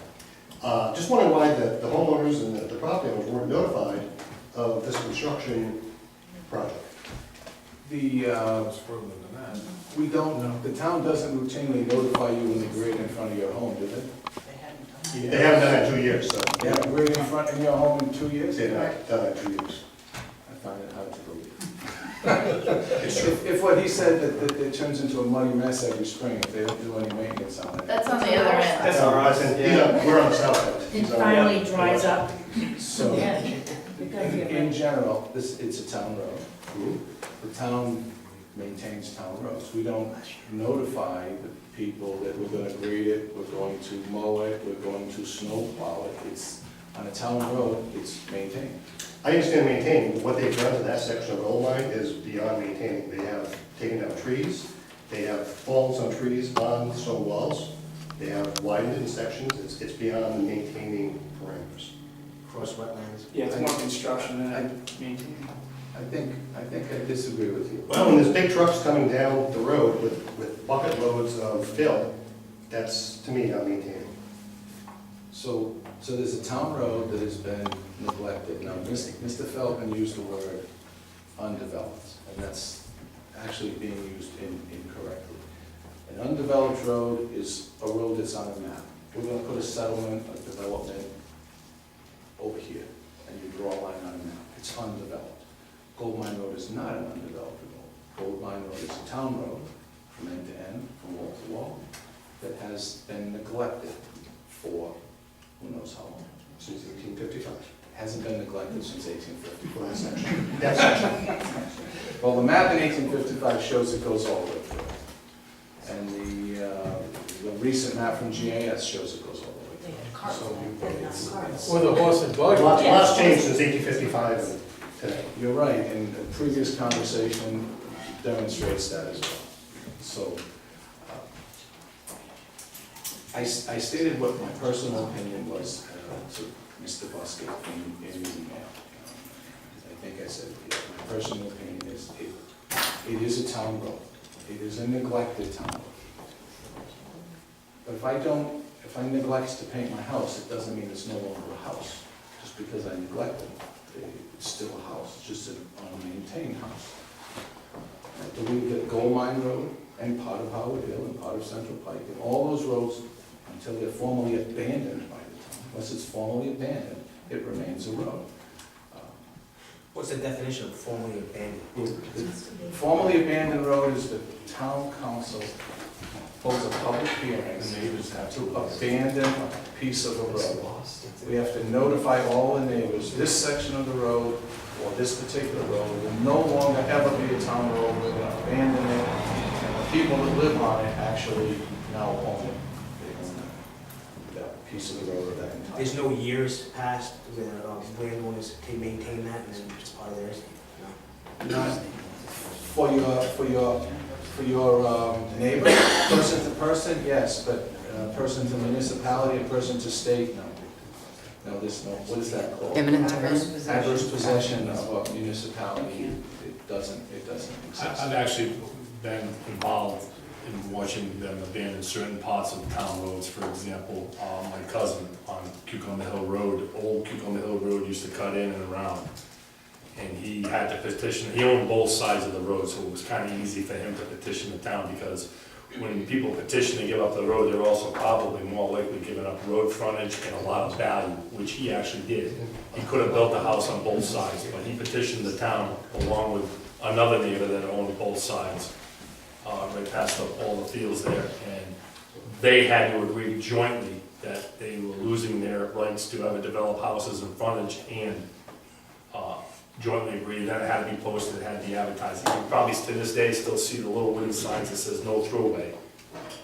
There's one over by where Nick Gorham used to live, and there's one up by where my cousin is. You can do it, but both neighbors. Has to pay Yeah. to maintain. Yeah. And they turned it into their driveways. And if a town were to do that, if a town were to abandon the road, then they become liable for property value loss of all the people along that road. Now you lost value on your land because it's now landlocked, or it's not a road, maintained road going to it, it's now a private road, or you lost frontage, so you can no longer develop on that piece of property as well. And then the town becomes liable to compensate the people for that. Which is why I think we're partially in this dilemma. Obviously, this isn't the only road, but we're in this dilemma because the town of Foxton never abandoned any roads. They just neglected them. They just stopped taking care of them. And I think that was because there is a potential cost for abandoning a road. You abandon it, and then the town has to write the check to compensate the first one. So it was never done. And it leaves us with the dilemma that we have property along the road that people can purchase, people can buy, people can construct on, and the town has an obligation to provide access. The town has an obligation to provide public safety. And there are really two questions. So the first question, which Mr. Bosquet alluded to,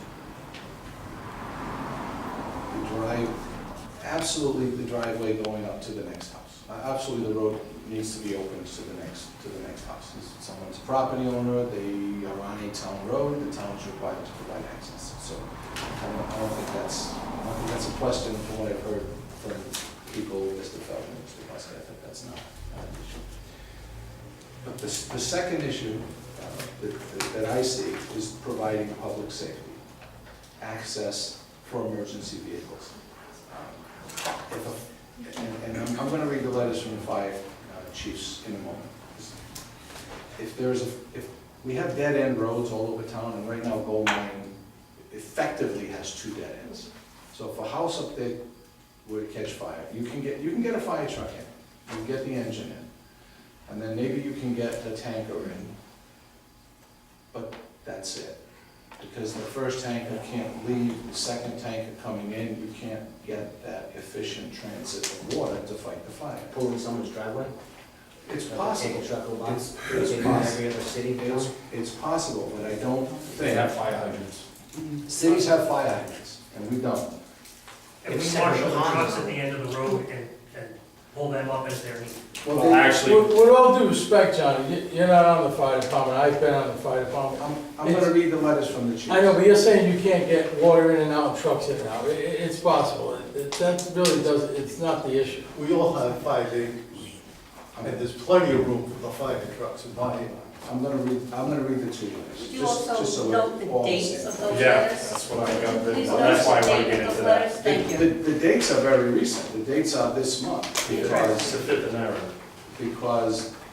right, the initial consultation with them was, yes, absolutely for public safety. But once we reached this point where people wanted evidence, people wanted answers, they were asked to put it into record. So the first one is from the Foster Center Volunteer Fire Company, Chief Aaron Mosland, July 11th, 2016, regarding Gold Mine Road. Director Cardillo, it is my opinion as the fire chief of the Foster Center Volunteer Fire Company that Gold Mine Road be opened to provide the residents another means of egress, as well as providing emergency responders access to the entire road from Harrington Road to Cucumber Hill Road. In the event of a house fire or other emergency, if this road is completely open, it will allow fire, EMS, and police to respond to the scene in a timely manner. Having the road open, we will be able to shuttle water into the area much more efficiently and save countless minutes. Respectfully, Aaron C. Marsden, Chief. Second letter is Moose Valley Fire Company, Chief Paul Kniff, and this is his District. To Foster Town Council members, the Moose Valley Fire Company would like to support the town's plans to open Gold Mine Road so traffic can pass through from Harrington Road to Cucumber Hill Road. We feel this will improve public safety by letting fire apparatus make a one-way loop through the road in case of emergency calls. Having the road open all the way through will also remove any delays to calls due to confusion of which end to approach from. Thank you, Paul Kniff, Chief, Moose Valley Fire Company.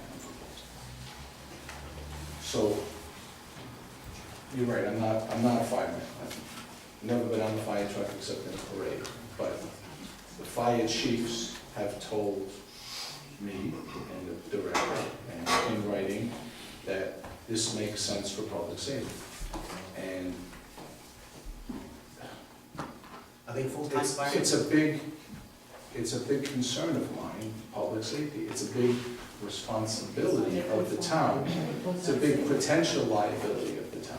Well, point noted, but are they gonna go through it all the essential, so the people on Central Pike, it doesn't matter if they're not safe, they're only concerned about people on Gold Mine Road. Which there is another road. I think ultimately, Now.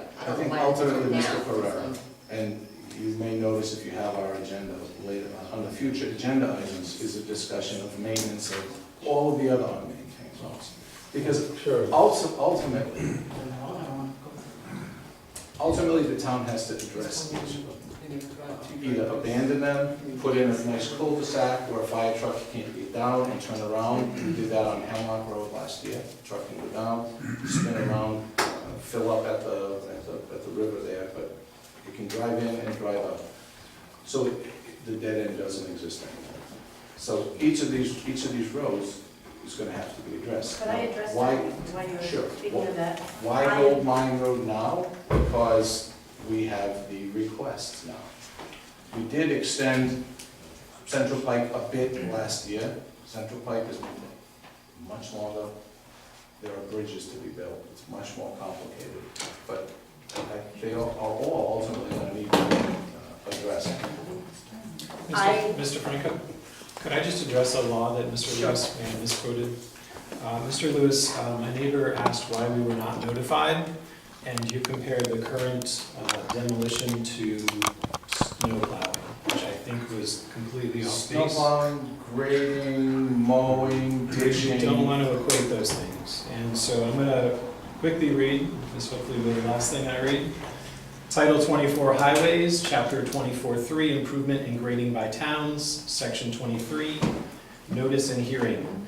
Town councils may order highways or parts of highways to be graded within their respective towns, and whenever a grade for any highway shall be established, the grade shall not be changed without the consent of the town council of the town in which it is located, nor without notice to the proprietors of lands abutting on the highway, without which notice, if the proprietor resides within the state, shall be served 5 days before the passing of an order for the grade or change of grade.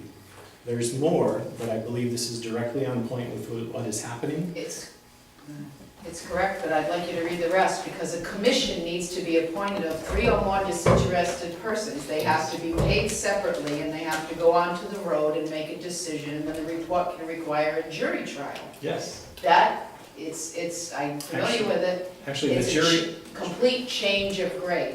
the jury trial is for sections 3 through 16, which do not apply to this town.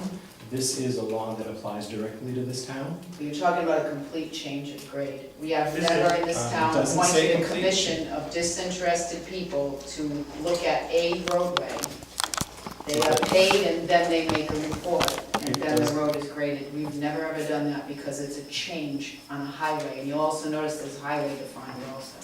No, this is on roads. And it is not a complete change of grade, it's on a change of grade. Thank you.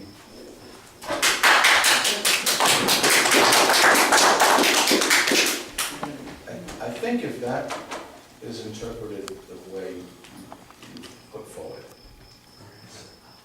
would we be able to grade any road without a public hearing? Would we be able to do any road in town in the spring without a public hearing? Are you comparing roads that are traveled daily with a road that has not seen daily travel for hundreds of years? What you said is a change of grade. So when I grade, when the town grades any road, you add material to it, so you've changed the grade. Or the grader blade takes material off of it, so you've changed the grade. No, you're regrading at that point. You're just doing it, that's a regrade. It's not changing the grade, which is an angle. Right. When they talk about changing a grade, they mean the angle that that road is taking, which that road now takes quite a steep grade. Or adding or removing material. Elevation, change of elevation. I'm concerned about public safety. If it is the will of the council to not do this road, well, that's the will of the council. But the position I feel that I'm in when I sit up here is to look out for the liability of the people, the liability of the town and the public safety of the people on every road. So if there were to be a fire, I have a recommendation from 2 fire chiefs in front of you right now. If we were to not open this road, we would just decline their advice. There is other options though, I'd like to add, as a firefighter. There may be. And then we can talk about those. But if we were to decline that advice, and there was a fire up there tomorrow, and the fire trucks couldn't reach it, is the town financially liable? Is the town culpable for not providing appropriate fire protection? And I think it might be. I do, as a firefighter, 35 years in this town, we carry between 1,200 and 1,500 feet of large diameter hose. To give you an example, that would probably not quite make it to your house, Mark. So, on a normal fire like that, I live right across the street, I tell them which way to come in. It's from Harrington Road or Gold Mine, so we really don't get a confusion on which way to go in because we've been around enough. We let them know, the people in the immediate neighborhood, which end it's on. Or we will have dispatch tone it out, they specifically know to do that. But on the fire stuff, yes, we usually would drop a line at the end of Cucumber Hill Road because we transport every single drop of water at every fire in this town. So ideally, we would drop, if it's a long driveway or a dead end road, we would drop a manifold at Cucumber Hill Road and they would loop around to Green Acres, fill up, just tie into that manifold and feed to the fire scene. Once you get past 1,200 or 1,500 feet, we're out of hose. Your option at that point is to put another truck in the middle, which is very time consuming. So yes, when you get beyond that, it becomes a safety issue. And we'll discuss the timeline on this later, which is kind of irrelevant. But what other cities and towns will do when they get in a situation like that to help circumvent a possible liability from the towns, they require homeowner to put in a 5,000 or 10,000 gallon seal-tight cistern, which is accessible, which, emulsifies, you're not gonna use that much water, but it's basically a portable concrete tape that holds enough water to handle anything that's done at that time. And you see a lot of them in Situate. If you're going down Tumpkill Road after Potterville Fire Station, you'll notice 2 or 3 houses went in on the right before you go down the hill. They put a large cistern right there to service any fire of them 3 houses there because of the distance of the pond. So that is an option that if we don't run all the way through, we can actually look at our ordinances when houses get put in and it exceed. That's why we have a building zone limit of 34 feet because we don't have a ladder on our trucks that exceed 34 feet. So we have a cap on our building size. So once we start getting in these situations, there are alternatives, and that's a cistern to be put in that is sealed tight and holds water. That's just an option. So, Would a dry hydrant also satisfy that? dry hydrant is tied to a pond or something like that, and which may dry up completely in the summer if there's a fire. A concrete vault is held tight and it holds the water. and that could be utilized if we do not open up the road. But many towns, like Situate, require the homeowner prior to getting the building plans to already have that as part of the situation. Yeah, I don't think there's no water up there to construct. There's a pond right behind our house. There's several ponds in there. Access is the problem. access. Most of my hydrants you see are within feet of the Accessible street, ponds. and they don't dry up year round. We've looked at that whole area, and we have strategically dry hydrants around. We have one down by the country club, we have one at Green Acres. We've got several of them. We sit down and we think it over, the best ones, and a lot of times people think, hey, I got a perfect spot for it, but it's not. You know, you may have things that are in the way. We need access in an emergency. So I can speak by being there. I remember only 2 people ever living on an entire road. Mr. Hart and Jet's house was the only 2 when I was growing up. So I've seen it actually go as far as it has in my entire life of living there. So, but I'm just answering to the point of if it's a public safety issue, we should start looking at this in situations as an option of not opening the road up, but satisfying the fire's needs on a liability issue of the town is requiring cisterns to be put in. Mr. Kendall? I actually have plans from Situate, and cisterns that they use right now. So if we wanted to address that. But again, it's usually not, I don't believe it's the town's encumbrance on cost, it's usually a homeowner in that area to get an occupancy permit, it's part of the. It's an ordinance change, Right. basically. Yeah, it's an ordinance you would have to put in.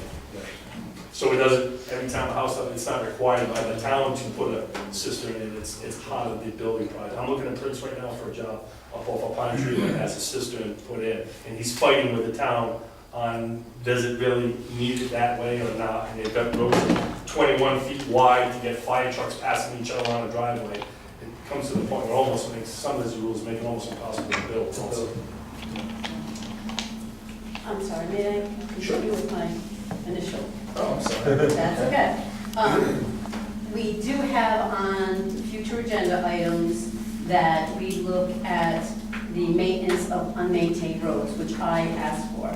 And the reason I had asked for it is not looking at abandonment, which it kind of dovetails into that. I was looking at the town council as a whole being notified. It seems that not everyone on the council is notified until a citizen calls. So you want to know, gee, how come I wasn't notified that the road is going to be open?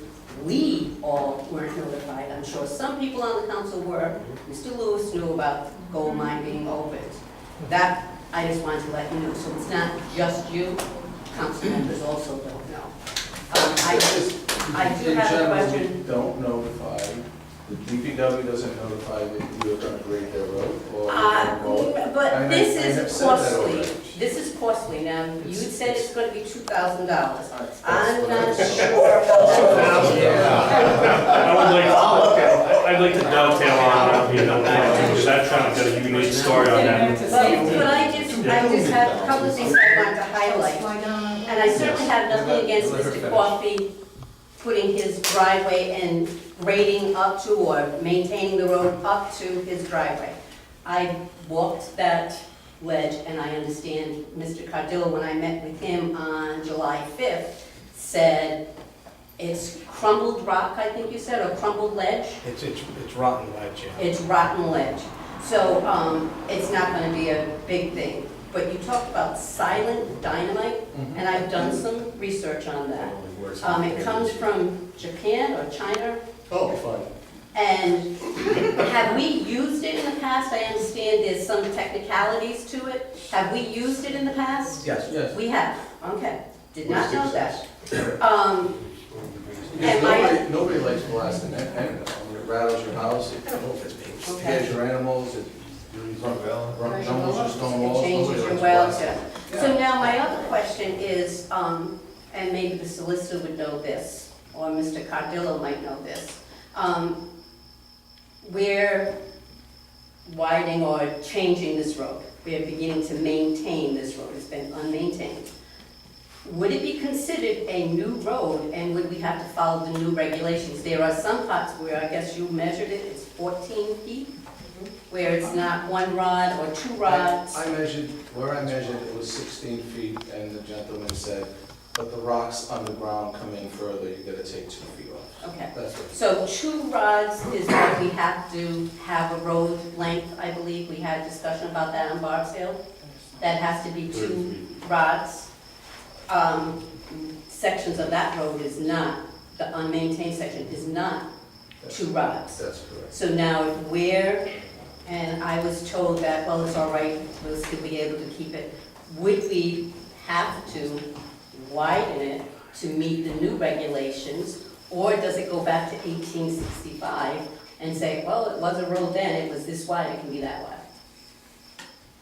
I hesitate, because my Supreme Court tells me not to answer such questions without looking myself. I have not been out there, I don't know any of these facts, if they're facts, I think the whole issue Mr. Lewis here. measured it. The old that you're asking me to But make you're a decision. The whole issue here is it being maintained, or is it being changed or widened or created, built, constructed? And I don't know the answer to that. I don't know. I'm listening to it. If you have to use silent dynamite, you're changing. You're changing. And that would be my question, it's saying, it's being changed. I think that grade. That was the concern. But that grade is gonna change one way or the other, whether we bring fill in or you use silent dynamite, you're changing that grade. And I think it's above and beyond my road on Central Pike being graded. Well, I've been driving over that rock for years. And I know a little bit about silent dynamite.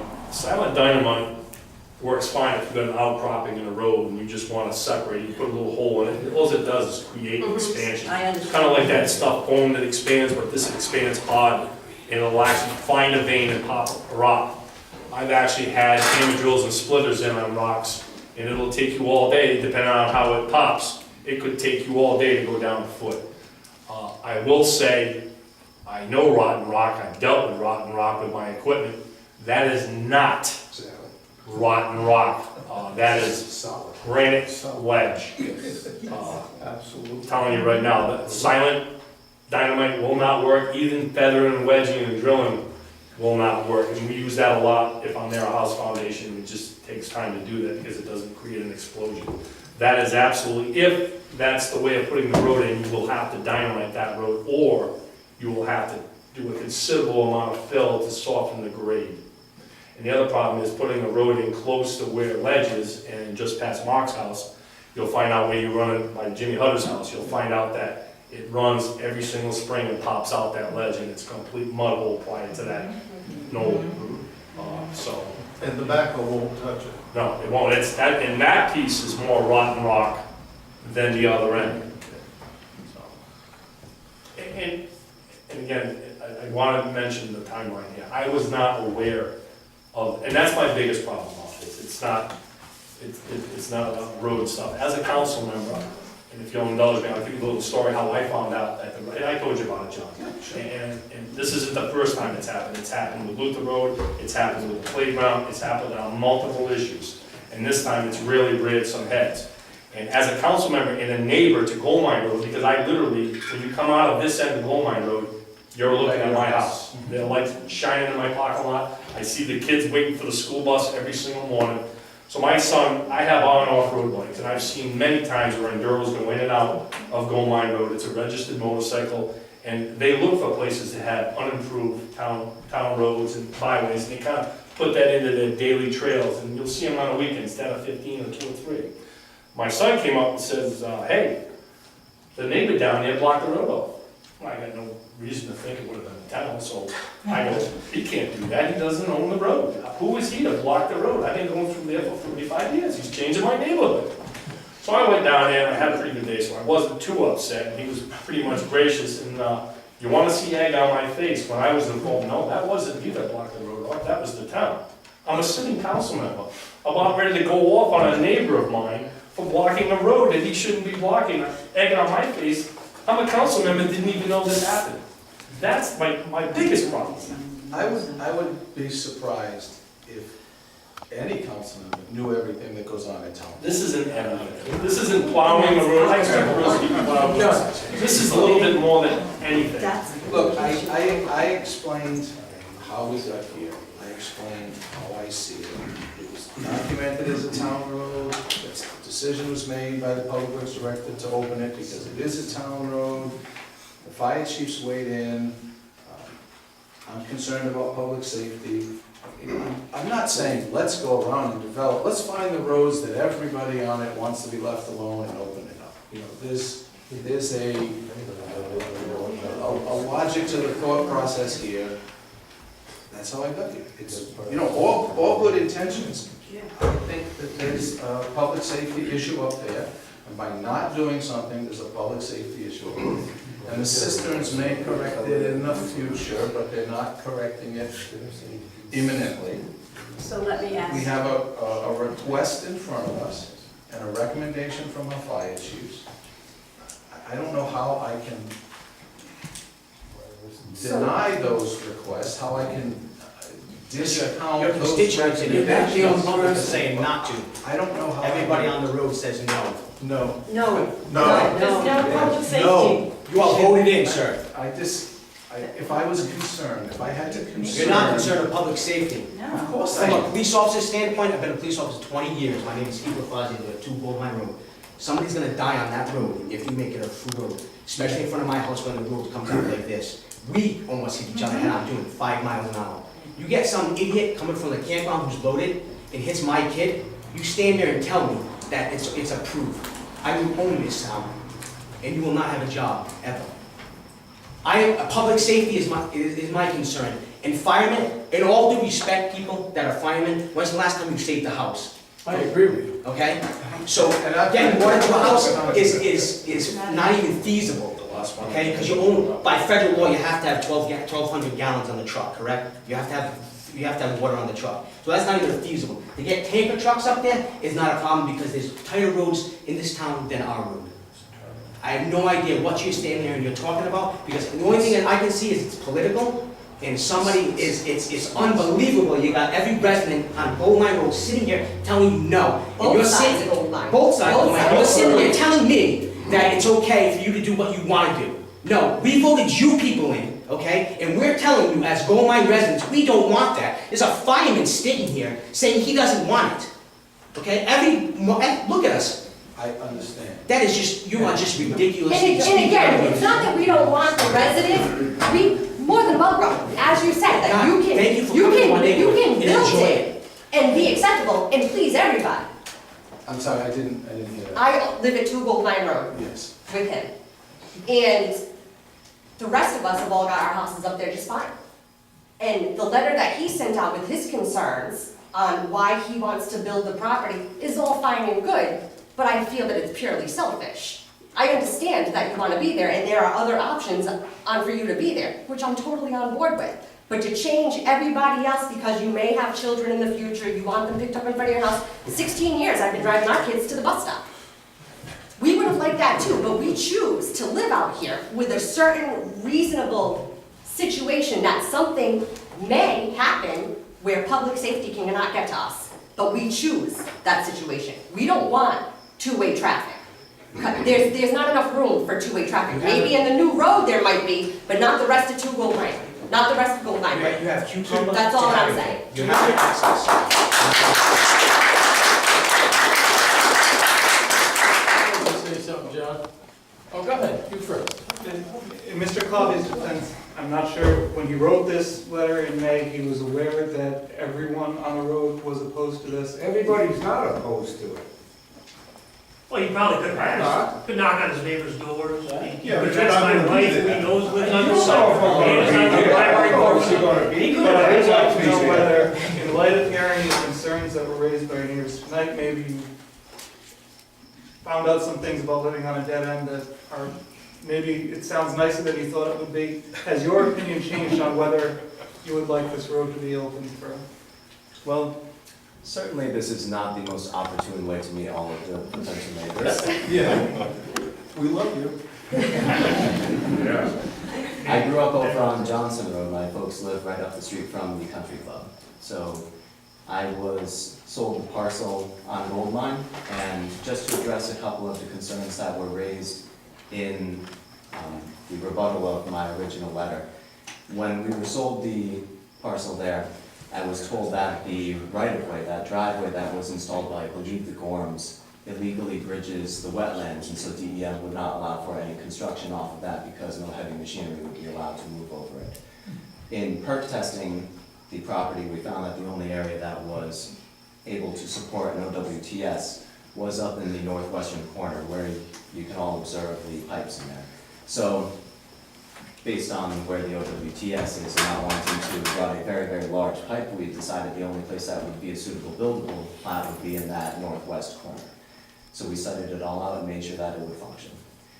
After that, and once we have a plan for what the property will do, because about a third of it fully is wetlands right in the center, and there's not too much opportunity to build around the perimeter of that, we decided that we would send a letter to the town asking if the section that had been unmaintained at that point could be opened up. I certainly am in total agreement that I think a dead-end road is a really, really nice area to live on.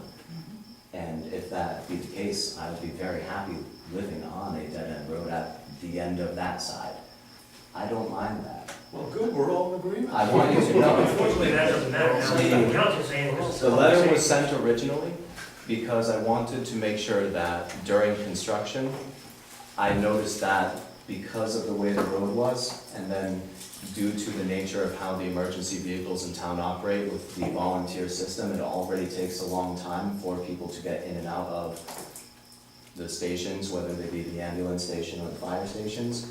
I wanted to have that extra little bit of, they can just pull right up there to the construction site, which will only be 35 feet in from that road frontage, and then just load a person and go right through. So, yes, self-interested, certainly, because I didn't want to have any potential injuries or deaths during the construction on my conscience.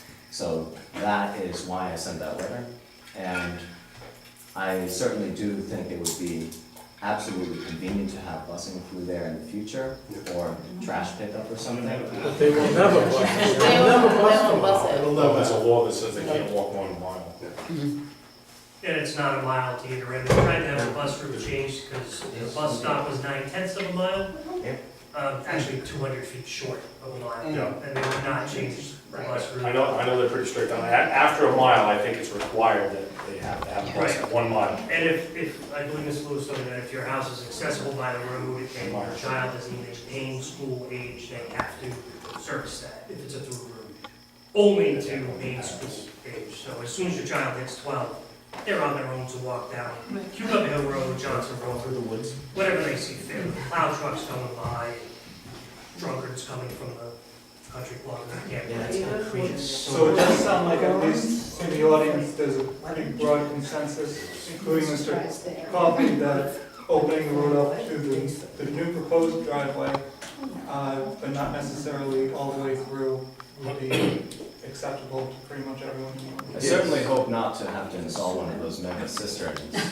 So, Maybe don't pass any ordinances. Install a cistern, then it would need to be graded. And I am aware of that violation by DEM on that driveway that went all the way up through. Yeah. Because I knew the engineer was involved in that, and back and forth with the state. It goes up behind the pond. And that whole road was supposed to be removed and remediated back to its original. Is that being followed up on? The land has been sold since then, so I don't know if they've given up, but I believe that driveway has issues with DEM supposedly to be remediated and removed. We haven't weeded it, if that's the question. Can I speak to that, actually? Because I called about that violation recently for other reasons. And that driveway either needs to be remediated or there's a site plan for how it should be developed so that it can be used as a driveway. So there are two options. So it's not a null and void, nothing.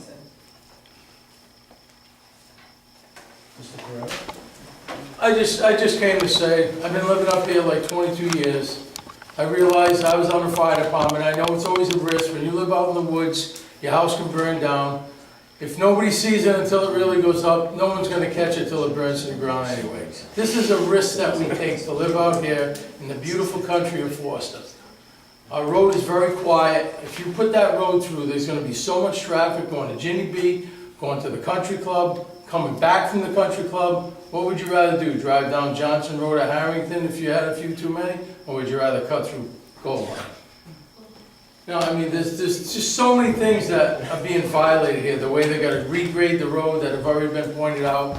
I mean, I welcome him to the street, and the damage has already been done up to his driveway. It was a beautiful path that everyone enjoyed, now it's half ruined. I allowed town vehicles and graders to turn around my driveway for 20 years. Every time they turn around, they tear it up, but you know what, it's just part of living here. So let him donate a little part of his land where they can turn around, or have the emergency vehicles turn around up that end. I don't see what the big problem is. Instead, you have to have everybody on both sides in all uproar and worrying about public safety. Then you should pass an ordinance right now that every single road in this town that doesn't go through has to be done right away. Because now their public safety doesn't mean as much as ours. You're trying to say it's the public safety issue. That's not the issue here. That's not the issue here. Well, I'll just briefly address you, and the gentleman who used to be the police officer. So. Still in, not used to be. Okay, so I thought you said you were. You're still in. So, certainly respect your opinion regarding public safety, and you're in the field, you live it, you know it, it's not my field. I rely on the people around me to make the recommendations, the people who do public safety here. Now, I don't have anything to gain from this road being open. I don't have a relative there, I don't have a friend there, I don't own any property there, I don't intend to buy any property there. I don't have anything to lose Then leave if it it's alone. not open.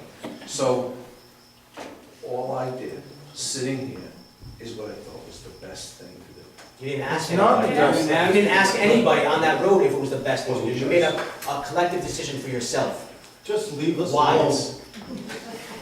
I think I just read that. Did you ask the fire chief and the police and everyone to write a recommendation on all the other roads, or just this one here? This is the only one that's on the table, but. Well, Yeah, I'll just speak real quick, again, being in this town for 20-plus years now, driving these roads, knowing the roads, being involved in the training of dispatchers and, and getting called or dispatched to houses, either Harrington Road, Central Pike, which is a complete mess. Being asked by the school committee if any roads in Foster are safe. My response to the school committee was no road in Foster is safe to walk on. All the dead end roads, again, we're aware of them, but from a public safety standpoint, if you can increase your response time, it increases public safety. Again, but we're aware of these roads, we're aware of the numbers. I was, again, going up to Mr. Hart's numerous times, again, knowing not names and whatnot. If somebody else was, there, again, I wouldn't know, it would be still Mr. Hart's house. And again, so that's my input, yes, all roads should be opened, to increase public safety. So the problem with that is we're taking a blanket statement, and we're saying that because this road is now a throughway. But I'm not saying open, in my opinion, to increase public safety, the dead ends, because you do increase response times, you do increase, efficiency of the fire department. But again, I'm not telling you. There's a counterside to that, because you're also increasing traffic on Line Hills. You're increasing traffic that the road is maybe plowed enough for 2 cars, not really a car and a truck. So you're gonna have that in the winter as well. So there's all these other things that are making that road more dangerous by opening it up than adding public safety by making it through. And It's more dangerous to have it open. That's the issue the council needs to address. It seems to be that more police activity from the areas of Gold Mine Road on Cucumber to Harrington Road. They were watching you. Yeah. See, where the sirens are, I'm sure there's more summonses being put out there on that stretch. Now you wanna move that to a very rural dirt road. No, I'm with Martin. But I there's mean, already a you know, cut, this so you're gonna have all two-way those traffic, again, citations, you're gonna increase traffic. speeding increase the violations. accidents. They already Coming on speed board. on the road. Correct. DPW, when they were pulling that gravel out, They're coming down came one speed. flying by, I'm for Old Mine Road, they So, came safety flying down issue? the road. We have the people in the Old Hearts, they walk their baby down the road. Martin's and his daughter get walked down the road. So it's gotta be an accident one of these days, just people now flying down. You're talking about, I've heard the word safety about 20 times. FedEx guy goes 50 miles an That's hour. only a couple aspects of safety. It's public safety, it's not a fire or a police. But you got a 14-foot opening for 2 cars. That's not very safe. Not to mention the grade that goes down after they take some granite or whatever the hell it is out of it. Well, they That's going to be less safe than an occasional house fire or a medical emergency. You have a lot more traffic. Additionally, as we're talking about house fires, how many house fires have there been in Foster that needed more than 2 tanker trucks that have actually saved that structure? Residential. Well, I've been on the fire department for 35 years. Yeah. Listen, I've said it a million times. If the first truck, and this is the truth, they won't fight you, but you always want more than you need with a water. But in reality, depending on who's around, the time of day it is, if the first truck on scene, I get crap for this all the time, and it's the truth. But it does, right? If the first truck on scene doesn't knock the fire out and get it down on the 1,000 gallons or 1,200 we got, it's gonna be a total loss. Now, if you have somebody trapped in there and you've gotta do a rescue, you're not gonna wanna go in there knowing all you've got is 1,000 gallons of water. You know, you could die too, so. But in reality, you need trucks moving around. Use most of it on your overhaul. Most of it is used on your overhaul after you knock it down, and that's thousands and thousands. Again, the issue is, once we get about where Mark's house is, and on the other, maybe past the deposit, we're out of hose. And we've had enough times where it is a nightmare on a dead-end road of we're all showing up in vehicles. We're not all driving fire trucks. So not only do you just not have a fire truck on the road, you've got 20 or 30 cars of people showing up on scene in their personal vehicles, and you have an issue with even getting to the house. So we would like, best case scenario, to always have to go through, it's true. Sure. Any fire, your option is we will go over the radio and tell everybody to go this direction and come out there. I relate dead-end roads to going into a cellar fire. They're dangerous, we can get hurt, where there's not enough room. We've had, even on the normal dirt roads like Round Hill Road, when we had a fire, we've had trucks go off the road and get stuck. In reality, the truth is you want it to go through. But, again, if that's a risk you want to take, after we go 1,500 feet, we're out of hose. But how many houses have burnt? Again, it more happens on who's around at what time the fire is. Right, so we can almost eliminate that fire truck, You know, and more tanker trucks. You take a Thursday afternoon in my end of town, I'm off working out of town, you're in trouble with a few other guys. Volunteer, you guys all have full-time jobs. And we're showing up in vehicles too, so that adds to the road clutterage, you know. And again, best case scenario on a fire purpose, I'm happy that it's only goes to his, I think going to his driveway, because I don't think we can afford, because I know it's not special stuff we can use to take that ledge out. It's dynamite, I'm telling you right now. So, and I put plenty of roads in, fact, that man right there put most of my end of the road in with his family, he can tell you. It's all ledge. All solid ledge, and his rock on that end, like I said, is softer than the other end, it gets hotter when it goes. I think we could beat this up all night, we've obviously seen where the problems were, and how we weren't notified. I think the consensus is, he's happy if we can bring it to his driveway and just stop it there. Eventually, someday, somebody may buy another piece, and it may have to go all the way through. I don't think we're at this point, because we can't afford it. On the town side, it's not as easy as $2,000. And I think the consensus is we'd be happy, and he'll be happy if you get, and again, it is wet on the other side, and when you do your perks and you find out where your septic system is, you don't want to spend a lot of money to get your driveway in. So I think giving to him is getting to his driveway that he wants, and giving to everybody else's is that as far as we'll go. That's where I'm at. That's where I'm at. Yeah, we're all agreed on that. Can we possibly address the fact of, and I don't know if the landowners are here tonight or not, but maybe abandoning the rest of the road so that it cannot be built, is that something we can? Usually the way that happens is the way I've seen that happen in the past, because people give up, as a group wanting to do that, people would have to agree on a certain section that own that. They may be giving up a lot amount of money in house Sure, 'cause lots. they can't- And if they're willing to do that, Right, so is that? they would have to petition the town and ask to do it, and there's a procedure for that. And that resolves the public safety problem for the town as well. Right. Because if it's no longer a town road because it's abandoned, then we don't have to provide public safety, we don't have to provide. Just for that section. Just for that section. Oh, I understand, Just for the yes, 300 obviously. feet from the. Just for that, obviously. No truck should come to gold mine.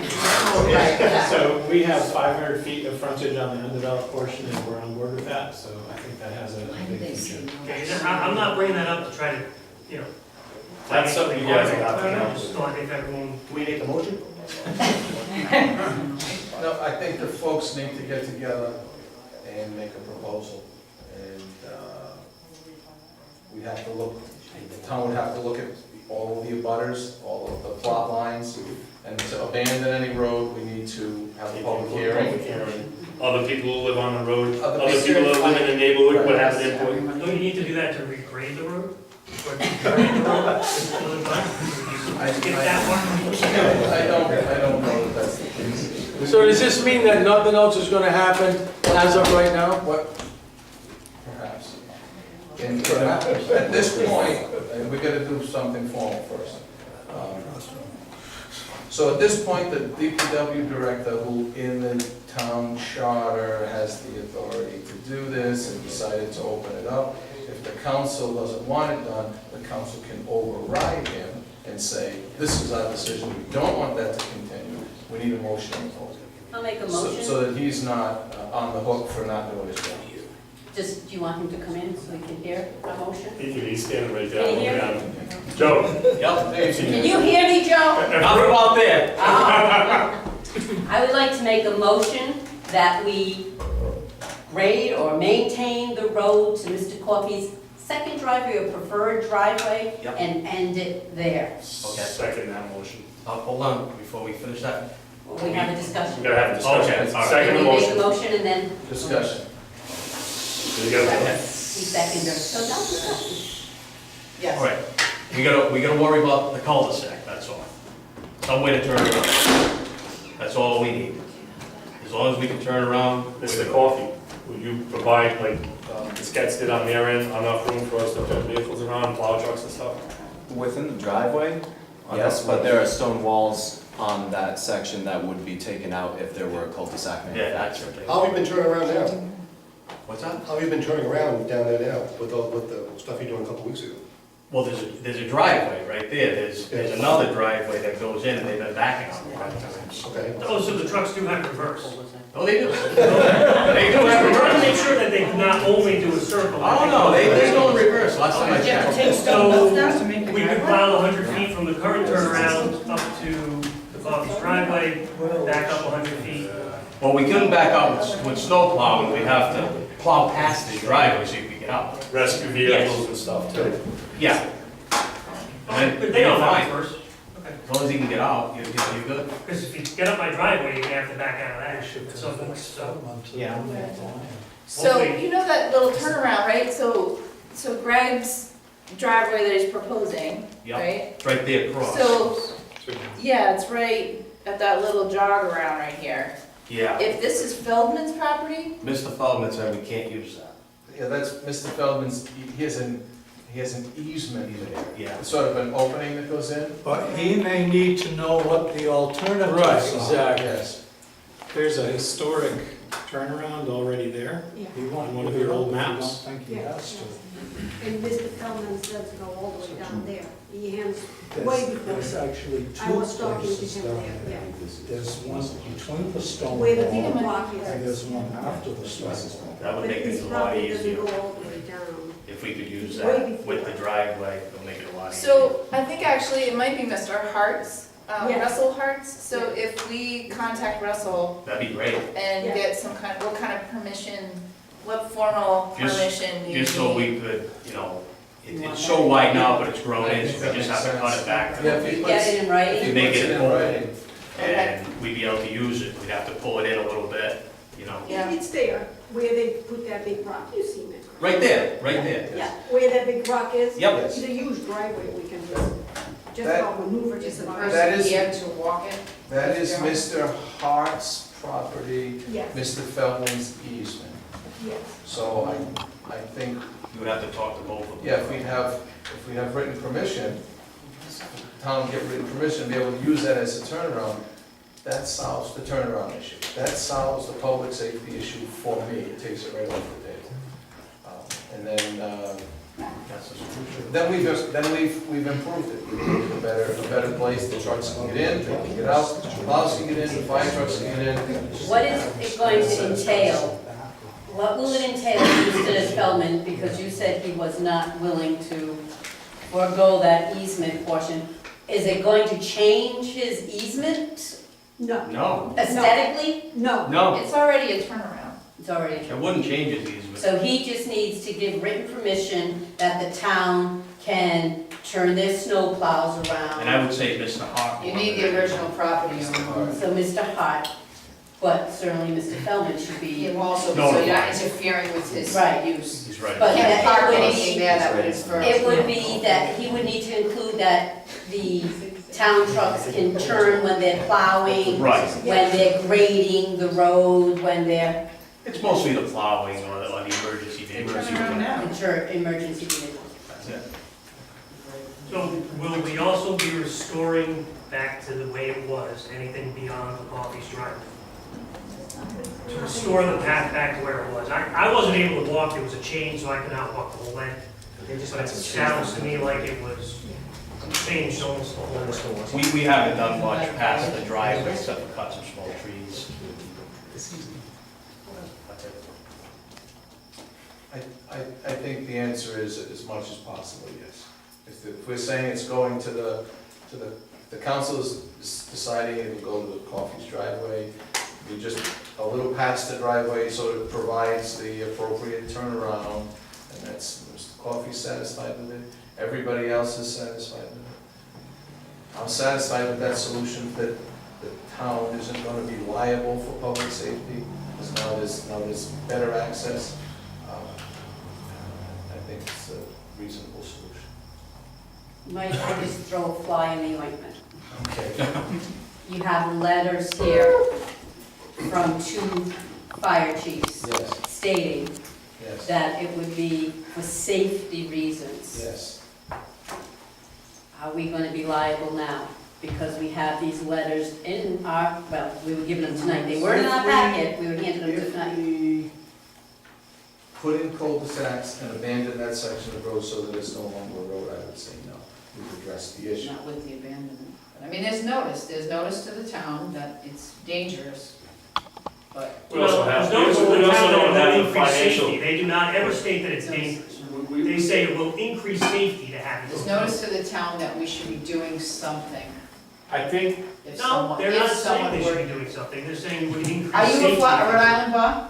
Am I what? Are you a Rhode Island bar? No, attorney? but I'm a person who can understand the letter that's written. Okay, well, let me tell you that notice is everything, and when there's notice to this council that there's any condition that could be dangerous, and someone gets hurt, that's your notice. You've But they been didn't say noticed. it could be dangerous, they said it would increase It safety. does say it will improve, and I think that's what, Participated. I don't think, it does say will improve public safety. I mean, that's what I said, I mean, opening I up think certainly. we all know that the road is the way it is. I mean, I live on Salisbury Road, I got 2 or 3 spots, same thing. I got people coming out of Helens and other places trying to beat out Route 6 because the police are on 6.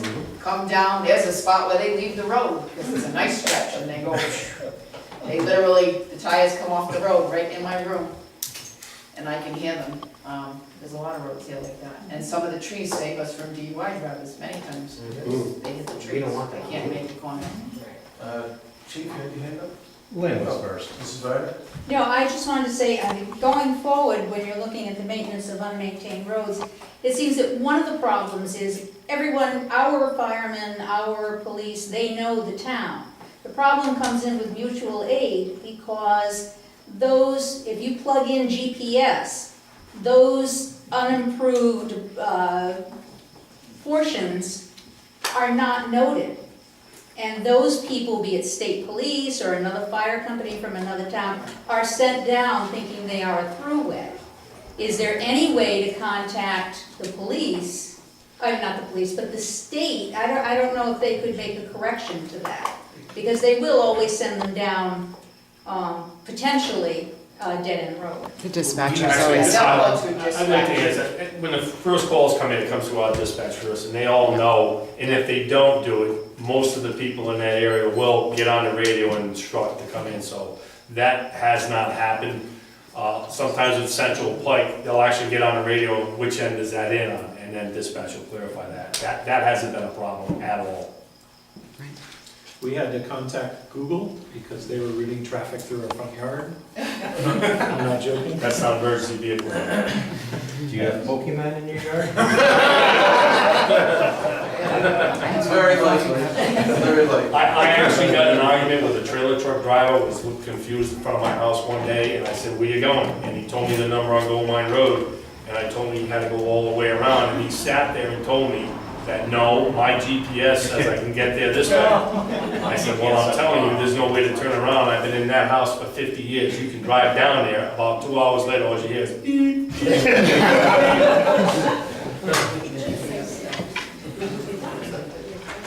Okay. So we have a motion and a Do a second. motion and a second, further discussion? I just think it's a great contrast to the last matter. You see how everyone can walk away happy when Yes. neighbors are able to just Yeah. get together and talk about it. Yes, I agree. Okay. So the motion is to continue the road up to just past the Coffee's driveway to try to obtain permission for turnaround. Mhm. Mr. Feldman and Mr. Hart. Yeah. Russell Hart. Russell. All those in favor? Aye. Aye, opposed? Okay, thank you all for coming out. Would we be notified of the result of that before the road starts getting graded? Notified the result of what? That permission was given and the road will not need to be continued?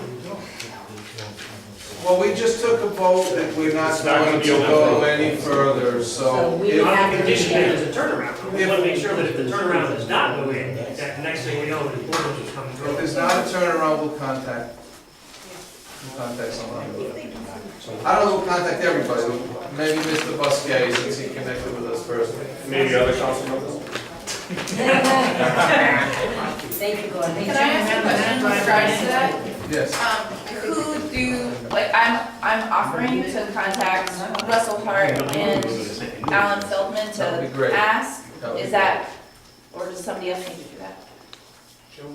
It has to go through Joe, though. So if I contact them, Yep. have them connect with Joe? Yeah, I'll give you my card and contact me through email, phone, whatever you want. Great. That'd be great. Okay. And then you'll call me So, Yep. when you get them. Absolutely. If he's not in jail for all that illegal stuff he did. Yeah. so when the DPW comes back, next week or 10 days, whatever it is, they get back there. That's where they'll be, at the Harrington end. They've got to move a rock that's pushed into Mr. Feldman's easement. They've got to move that rock out. Yeah, you better move that.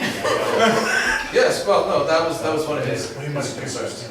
Can you ask them to go slower down the road when they bring all that material out? He's right here, he heard Can you. you go slow down the road, please? I'll let them all know, definitely. Thank you. I wasn't aware of that at all, but. Those trucks seem to be going faster than what they really are. They They're not do. going that Oh, fast. yeah, the UPS They driver. do seem to be going faster. They're going fast. I believe it, you know, I'll let them know, don't worry. Mrs. Brown? That rock isn't duck rock, is it? A historical artifact, preservation will be all over you. No. I think you're talking about. Been there and done that before. This one is. Ah. All It's in there somewhere. right, thank you everyone for coming out and sharing our concerns at the concerns. It is on maps. Good luck, and I'm going to your house. Very soon.